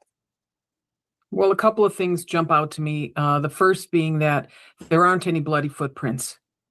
And if she had been bleeding like that through the house, we would have seen bloody footprints, or perhaps a void where there's blood around the foot, but not under where her feet would have been. It leads me to think that there is a chance that she may have been carried out. Also, I thought that same doggone thing. Thank you. I think she was carried out. Okay? Yeah, I mean, I'm assuming that she is still alive. All right? I'll keep it a bean. I don't have any proof of that. But the only thing I could do is hold on to hope. And hold on to the glass is half full type situation. You see what I'm saying? So yeah, there's no proof of her still being alive. But I think that if this ransom note is real, then they would not be saying, give us millions of dollars, or you'll never see her alive again. You see what I'm saying? So to me, if the ransom note is real, then she's still alive. They're not about to just ask for money after they just took her life. It just doesn't make sense.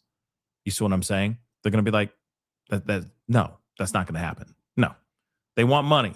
So they need to make sure they're able to preserve her life. That's if this ransom note is real. All right. But let's continue. I say let's err on the side of she's still alive. So the blood droplets are generally round in shape, which means that they came from directly above, as opposed to being cast off. They don't appear to have anything to do with high velocity impact or anything like that. So it makes me very sad to see that. Are you surprised that it's still there? Because the crime scene is over. It's all opened back up. We just went to knock on the door and saw the blood there. No. Is that the usual? No, I mean, I was at a shooting one time where when the Bureau got done with it, there was such a large amount of blood that we just power washed it off, but only because the shooting happened to occur in one of those stalls for a car wash. So when we looked around and they're like, is this a biohazard or whatever? I said, well, I've got 75 cents. And I just put it in the machine and just power washed it off, and it was done. That was after obviously they're going to have to photograph it. They're going to have to measure or put a good enough scale in there, meaning a ruler, so that they can determine exactly what size the droplets are, what directionality, where they point, and reference photographs, all kinds of stuff like that. Once they do that, and they do sample testing, so you'll notice in those blood, they're different colors. Like one of them appears to have a lot more brown in it. Some of them appear to be more red. Are those from two different individuals? I don't think so. If I'm looking at who the potential offender is for this, it's probably a young male, and she is an 84-year-old lady with health issues. My guess is it's going to be her blood, but we could be wrong. I doubt it, though.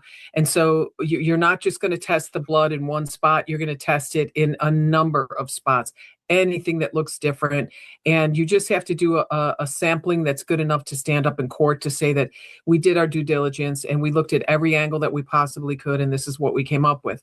So they'll be testing all that blood. The sheriff already said in a podcast late last night that he was submitting that for Rush and it's rapid DNA, but he's sending it to the lab for a Rush. So they'll know.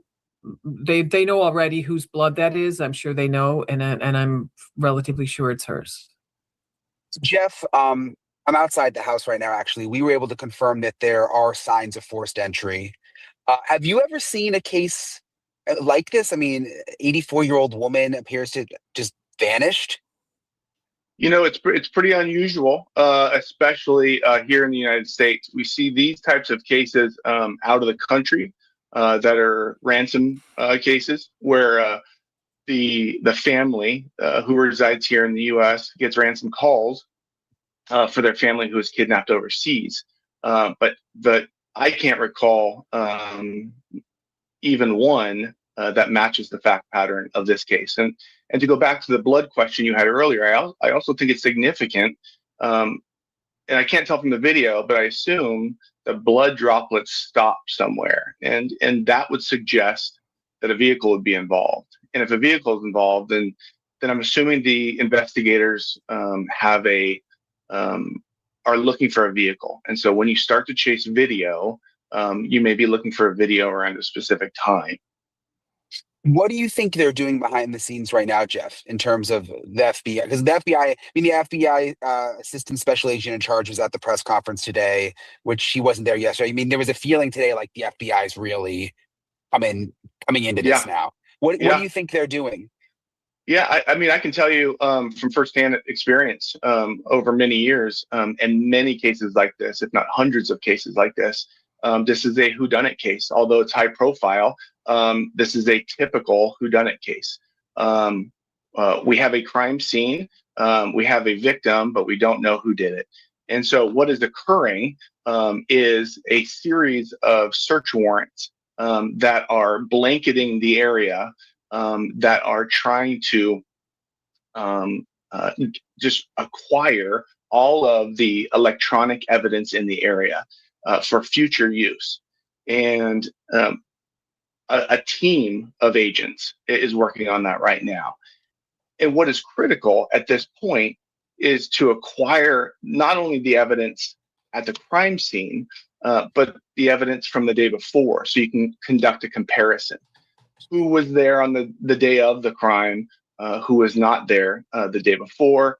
And then when the investigators are chasing video, you're adding locations as you're chasing that vehicle down the road, as far as you can get it. You're adding geofence locations, you're adding locations to starting to compare electronic evidence, search warrant data. As you're layering that data, eventually you should get a very, very small number of devices. Essentially, you should get one. Because here's the thing, Brian, is it's not just phones anymore. It is cars, it is watches, it is vacuums, it is tablets. So many things we have are connected to the cellular network and connect on a regular basis.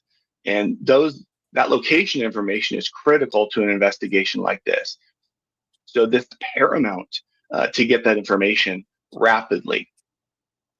Maureen, what do you make of these ransom notes? I know of at least two. One went to TMZ, and TMZ is saying that there was specific information about what Nancy was wearing and specific information about the inside of the house. Granted, we don't know if any of that's true.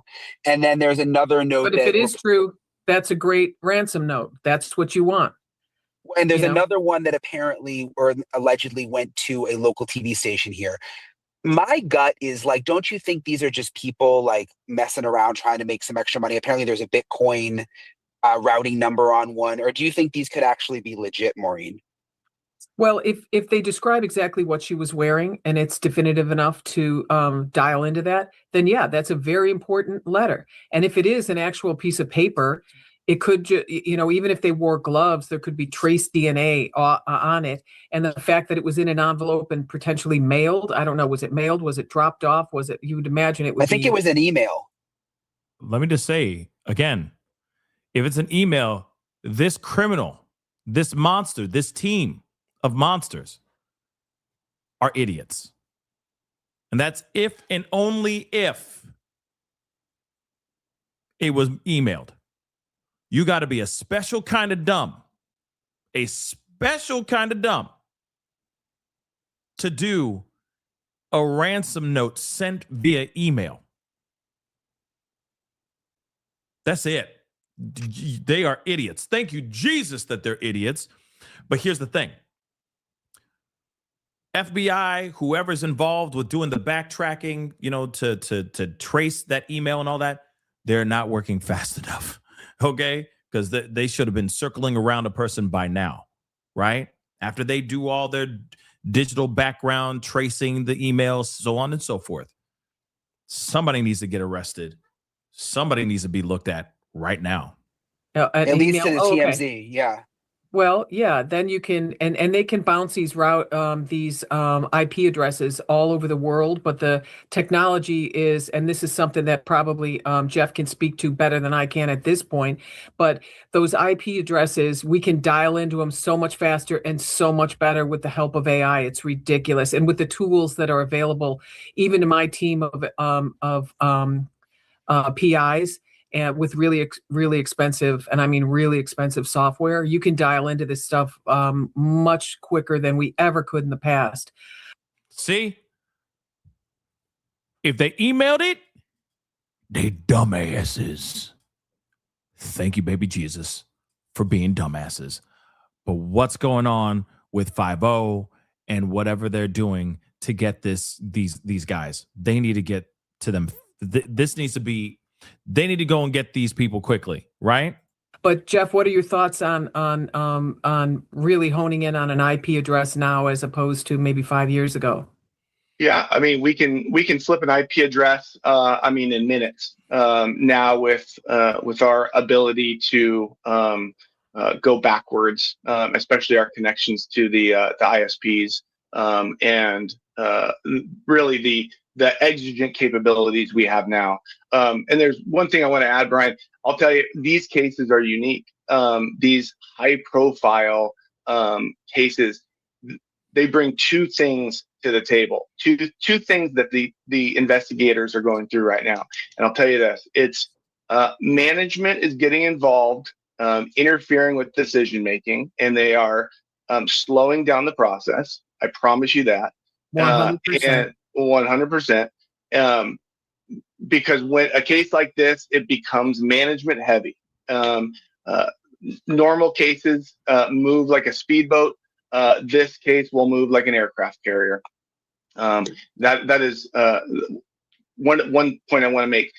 The other point is, and Maureen knows that, I can tell from the smile. She knows exactly what I'm talking about. And the other point I want to make is, I want to say it gently. Maybe I'll come back to it. I'll think about it. Throw it out there. You can say it. You can just put it out there. You're retired now. You can just say it. Well, let me think about how I want to be gentle. It's interesting you said. It's interesting you said. I would have thought you said it moves like an aircraft carrier instead of a speedboat. I would think when it's a Savannah Guthrie, the opposite would be happening. They'd say, "Let's move this as fast as we can." No, because whenever microphones and cameras are involved, these people just are breathing down your neck because they want to look the best they can look. Yeah. It's at a time like this, in a case like this, where you need a honey badger on your squad that has no problem telling anyone to F the F off if need be. Yeah. Because these people get in your way. They breathe down your neck. They micromanage. And then at the end, after you fight tooth and nail to get the job done, guess who takes all the credit? Right. Yeah. Right. Yeah, they feel like they have the most to lose, and all the line detective wants to do is solve the crime. But man, it becomes very cumbersome. It's almost like a second job is managing the managers, because boy, that it becomes very cumbersome. Because you no longer kind of own the investigation. You have to run all of your decisions through a multitude of supervisors. Interesting. Do you think, Maureen, that they know a lot more than they're letting on? Because I was sitting in this press conference, and the sheriff is he was very open yesterday. Today he was a little bit more tight-lipped, but he makes it sound like they still need the public's help, and this is just a big mystery. Well, they do need the public's help. I mean, any tip, we all know that any tip can blow a case wide open. And there's someone sitting in their house right now following this case that knows most everything about this case, but they're keeping their mouth shut because it's a family member. But their heartstrings are being pulled left and right. But to Jeff's point, the point I think Jeff was trying to make was, in normal cases, these detectives, these cops, these FBI agents are out there doing this every single solitary day. There's a dope case where someone lost 2 kilos and they have to come up with the money to pay off the dope dealer. And so they're going to go and kidnap someone. That's why all these kidnappings happen in Mexico with rich people. It's because they need fast money to pay off a drug debt. It's just that simple. And so there's a lot of this that goes on, but in a case like this, when you have, and your boss is always like, okay, great. Really? That's what you're going to do? Yeah. We got a Title III going up here. We've got the guys over here. We have the IP address isolated here. We've got surveillance on this loc. And they're just like, oh, okay. That's great. But when it's a big case, they got to get their nose in it. It's human nature, I guess. Yeah. And I recall, sorry, Brian, I don't mean to cut you off. I just want to make this point is I recall the second thing I wanted to say was, as soon as the case goes public, as soon as, whether it's the FBI or the sheriff's office, make an announcement, they put up a phone number or an email address, every lunatic who thinks it's funny to call in, will call in and provide a tip. And those tips have to be run down regardless. Mm-hmm. But 99.9% of the time, those are all red herrings. They're absolutely worthless.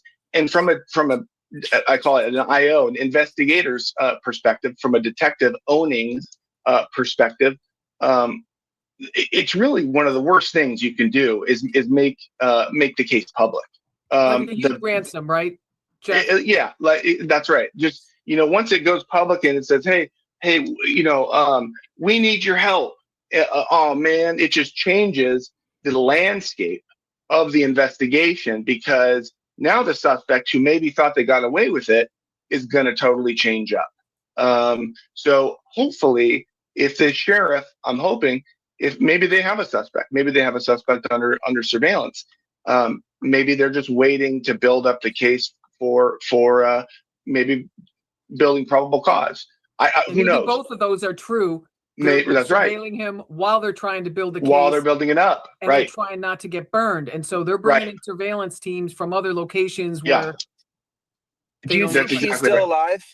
May I ask both of you this? I mean, it's a sad question, but I mean, do you think she's still alive? Until I saw that blood today, because I didn't know if it was 1 drop or a half a cup or whatever. That let the air out of my tires, honestly. Yeah. I mean, I don't want to speculate without knowing facts. I mean, because there's always so much more in these investigations that are held tight, especially in the cases that I know Maureen and myself at work. It's hard to say. Yeah, I hope not she is. likely. I hope she is. Of course, I hope and pray she's okay. So they, oh man, yeah, I hate that they're saying like, you know, she was like, I had hope before, but then when I saw the blood on the ground, then I thought different. But I think that the blood on the ground isn't as bad as some may be looking at as. I don't think it's as bad as some are looking are seeing are seeing it. But at the same time, I'm not a professional, right? I'm not a pro in law enforcement or anything of that sort. These are people who have been there and done that, seen stuff like that a billion times. So yeah, I really, I really hope that I'm right, that she's okay and that she's going to be found alive. But you never know. 1 second, guys. I'm just checking a few thizangs here real quick.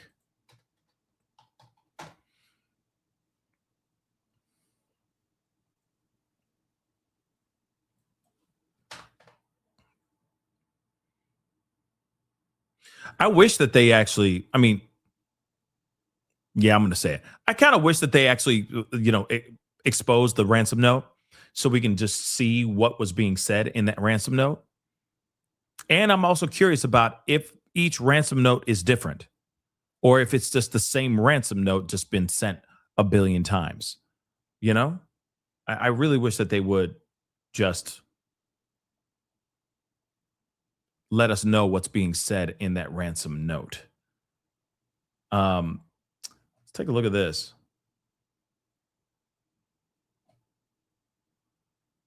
Come on, bro. Let's take a look at this. They are saying the sheriff believes that she is alive. All right. And he's saying we want to save her. So, of course, nearly 72 hours after Nancy Guthrie was first reported missing, authorities remain hopeful that she is still alive. We have nothing else to go on but the belief that she's here. This is what he said in an interview with NBC, which aired on the Today Show, which we already saw, I think, if I'm correct. She's present, she's alive, and we want to save her. However, authorities have been upfront about having no suspects as they continue to search for Nancy. The leads we've got coming in are critical to us. They're valuable, and we're sharing those with the FBI and others. So, of course, if you know anything, I would just say, you can call 1-800-CALL-FBI or just call 911 to just be completely real, right? But again, we still do not know where she is. It's where the mom is. Where is Nancy, right? This is very strange and very odd. And of course, we ain't done yet, but I just want to chisel down some of these super chats here really quick. Okay. So, Allie, thank you so much for the love. Thank you for practicing ethical, responsible reporting. Of course. I appreciate you acknowledging that. Again, maybe you got to remember Ashley Banfield's connect. Her source may be right. Her source may be telling the truth, but police could very well, they may not want to let people know that they're looking at the brother-in-law. They may not want that information out here yet. You see what I'm saying? As they go deeper into this investigation. But, at the same time, maybe her source isn't reliable at all. I don't know. Only time will tell. Here's the thing. If he gets arrested, dead giveaway, right? If he gets arrested, it's a wrap. But we can't say anything. We can't find that out yet because they're still doing their investigation, right? Flojo, thank you so much for the love. The fact that she's on medications and hasn't had them for more than 72 hours is horrible. Get her home. I agree. But here's the other thing too. If these people knew her, they may be holding her up and she may have her medication. They may be taking care of her because she's a valuable person. She's valuable. If they're trying to get the ransom, if they're trying to get the money, she's got to stay alive, right? So you never know. They may have gotten medication for her. Maybe found it off the dark web or something like that. I don't know. But, you never know, right? So if she needs her medication that bad and she needs to stay alive so that they can get the bag, they're going to try to make sure she stays alive, right? And here's the other thing too. Just because her medication is there, did they count her medication? Did they open up? Hear me out. Hold on. Hear me out. Did they count her medication? Because she may have re-upped before the month, right? Before the start of the month. Maybe she re-ups every couple weeks. God knows. Did they count her medication? Could they have taken some of that medication with them? I'm just saying, they planned this out. Whoever did this planned this out. They knew what they were going to do. So what if they were able to, I don't know, take some of the medication out of the, get some of these pills out of the medication, out of the medication containers, the medication containers that she got. What are the chances, right? They need her alive. You understand? They need her alive. She's valuable. Whatever they're asking for in crypto, if that ransom is real, they're asking for a lot of money. So she's worth that amount. Do you see what I'm saying? So she's extremely valuable. Alive. Her gone, it's a wrap. They won't get that money. So what if they went into the her little pill containers and poured out a few days worth? That's possible. I know that sounds a little insane, but anything's possible. Have they counted the medication that is sitting in her wherever it's sitting, right? Something to think about. That's all. It's just something to think about. It may be completely off, but they may have gotten stuff offline, or they just grab the pill jars and just boop, boop. Okay, here's, 5 days worth of this, 5 days worth of that, 5 days worth of this. All right. That is possible, right? But let's continue. Jay Gussie, thank you so much for the love. Don't forget about Israel Key's last victim, though. You don't have to keep them alive, sadly.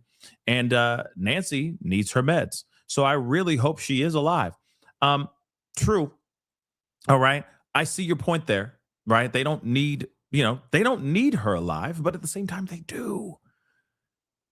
Period. They still need her. They still need the money. You really think that they're going to, no, they're going to be like, I want her. Like at some point, of course, if this ransom is true, I'm assuming, and of course, this is obviously from movies. I would assume that they're going to want to see proof of life before they even do anything, before they even do a crypto exchange or, transfer or whatever. They're going to want to have something to show proof positive that she is still alive and kicking. Because if she's not alive, then what's the point of the money? You see what I'm saying? Just saying. So something to think about. Maybe they need to count those pills. General Genobi, what's up? Yeah, they could have stashed her, refilled her meds while extorting. Yup, that is possible. That is possible. But I feel like if they were to refill her meds while she's being extorted for it, for this money, I don't know. I feel like we would have seen, somebody picking up medication for her under her name. I just feel like that we would see that at a local, at that local Walgreens or whatever pharmacy she goes to. You see what I'm saying? They would have been like, yo, that's Tommasco. That's Tommasco right there picking up medication, days or two after she's been missing. You see what I'm saying? So I feel like proof of life is coming up next if the ransom note is real. Nurse for God, thank you so much for the love. I appreciate it. Pascal, you are one of the most non-racist persons I know. Just saying. I appreciate you saying that. Thank you so much for the clarification. Apparently, because I said he's Italian. I don't know. People are crazy, guys. People are crazy. Kick your ass. Thank you so much for the love. The suspect knew where they were. Yep. All the cameras, absolutely. They knew exactly where those cameras were. This is an inside job. This is a mother-loving inside job. Or that person took the time to look for all the cameras. They had time. If you really think about it, they had time, right? Jess, thank you so much for the love. The dog passed, no dog. Oh, interesting. Because there was an interview where they talked about a dog. And I'm like, okay, if the dog is there, and I guess it's passed, but if the dog was there and it wasn't barking at that time, then that would give me that clear idea that this particular dog knew that person. You see what I'm saying? Just saying, right? Hold on one second, guys.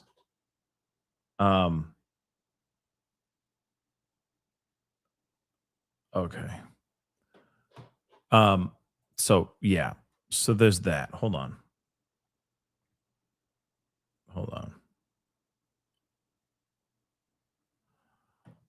Okay, let's continue on. Thank you so much for that. Okay, so Rachel, thank you so much for being a member for the past 13 months. I appreciate it. I hope and pray she is found alive and safe and not hurt. Yes, I agree 110%. Reed, thank you so much for the love. Annie Guthrie serves as the marketing and publicity director for Core Press, a writer and a jeweler. Yes, I have all that information right here as well, which we are going to talk about. So they're saying that she is currently a marketing and publicity director for feminist activist Core Press. Now, I know a lot of us are wondering what the heck is Core Press. Core Press, now often, I'm reading this off screen, just so you guys know, now often known as the Core Press Institute, is a Tucson-based non-profit intersectional feminist literary organization founded in 1993. It serves as a literary publisher and activist hub dedicating to uplifting women, transgender, and marginalized voices through publishing, community education, and social justice programs. Moving on, she also runs a commission-only jewelry business at the Splinter Brothers and Sisters Warehouse, and she has been teaching the discipline of oracular writing since 2009. So what the hell is oracular writing? It is a form of creative, often divinatory writing that acts as a conduit for subconscious, intuitive, or revealed knowledge, mimicking the physical or prophetic tone of ancient oracles. It functions as a practice of deep inquiry and observation, where writers may use techniques to bypass rational thought, such as automatic writing or writing with symbolic systems, to produce text that is both lyrical and dense. So, in other words, it's like it's kind of like a holistic kind of flow of consciousness of writing, right? So that's interesting. Okay, that's very interesting.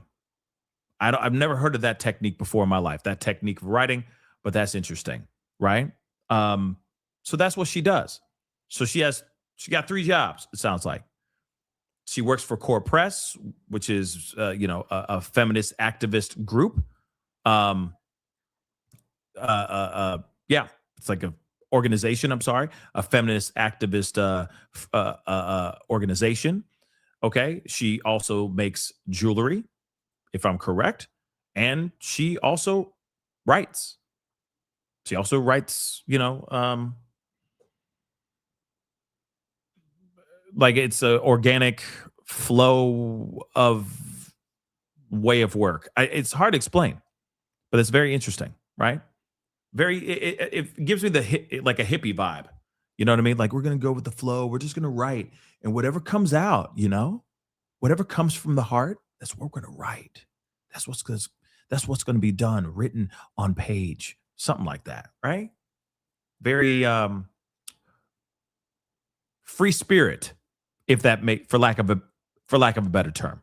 Okay, General Genobi, thank you so much. New photo out this AM of them leaving the house and covering their faces. Yes, we just saw the photos. I may show those back up here again in a second. Angela.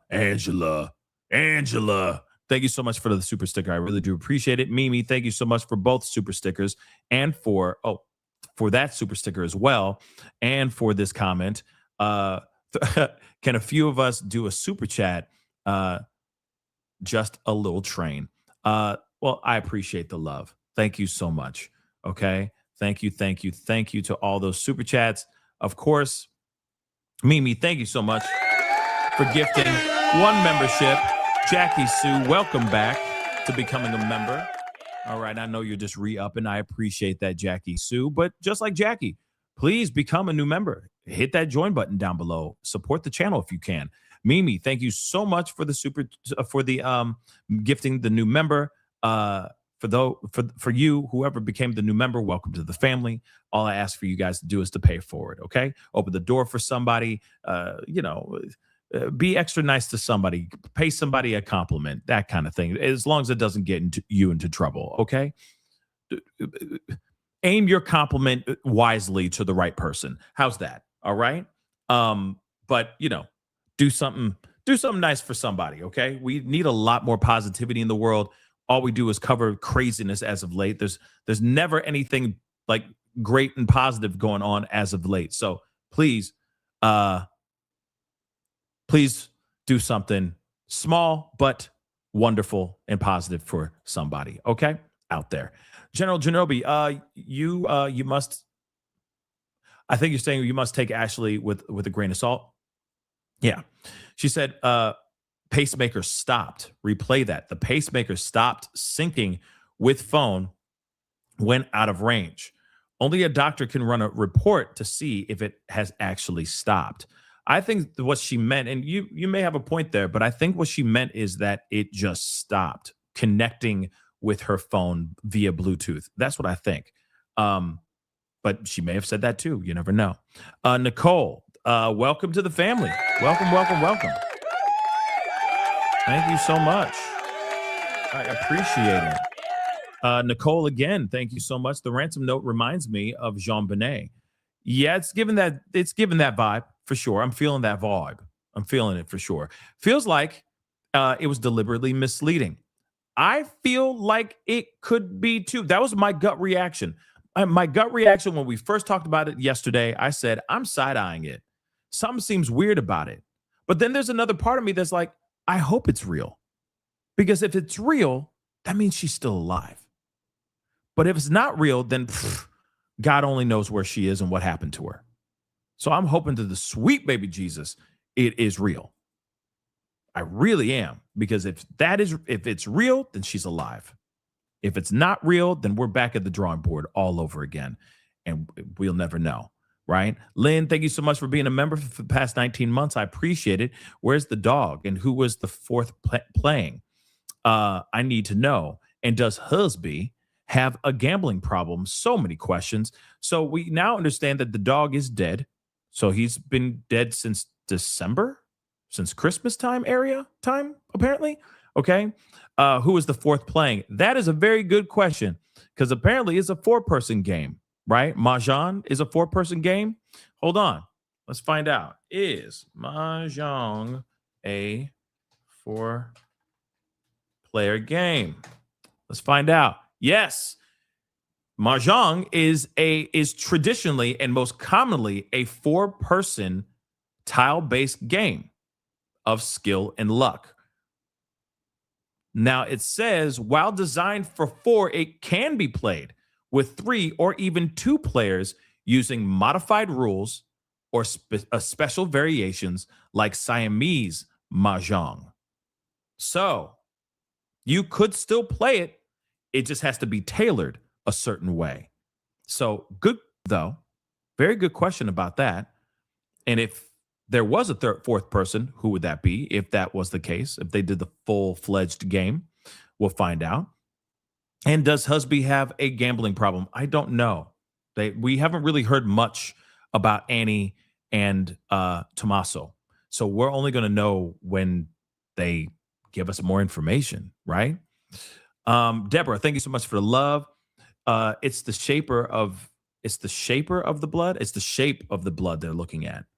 Is that what you're talking about? The shape of the blood they're looking at? The shape of the blood. I mean, maybe, it looked like thick droplets of blood too. So that could mean something very bad.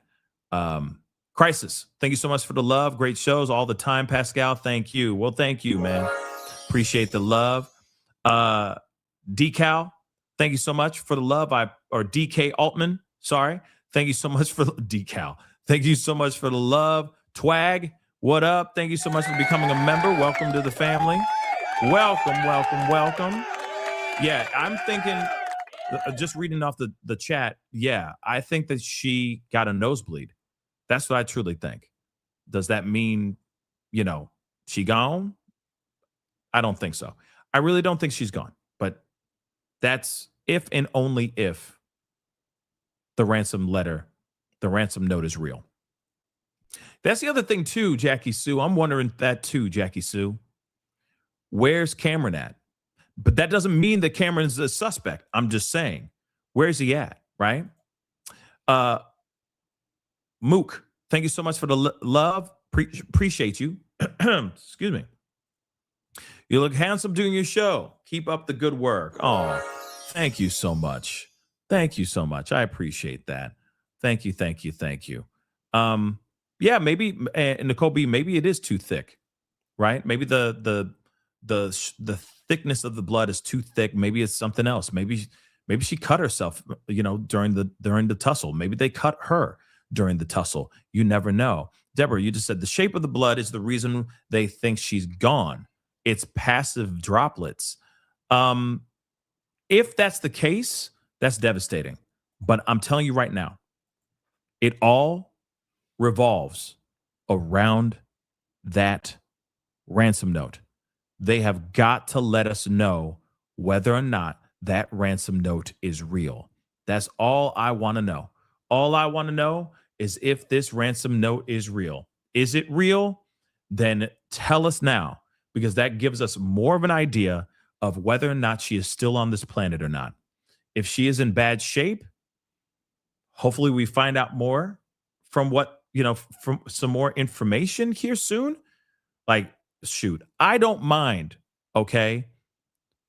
I don't mind the likes of TMZ and other outlets, dropping information like it's hot. I don't mind it at all, because that keeps us abreast of what's actually going on. If we just keep waiting for 5-0 to tell us what's going on, we're going to be completely in the dark.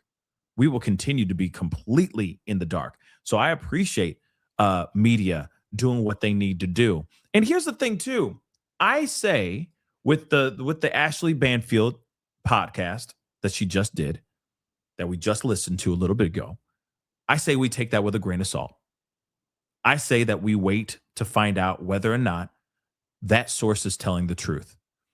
You got to remember, there's a lot of people out here that are talking to media. There's a lot of people that are very concerned about her well-being, if she's okay, if she's not. There's a lot of sources that are telling things, I'm sure, that the police don't want anybody to know about.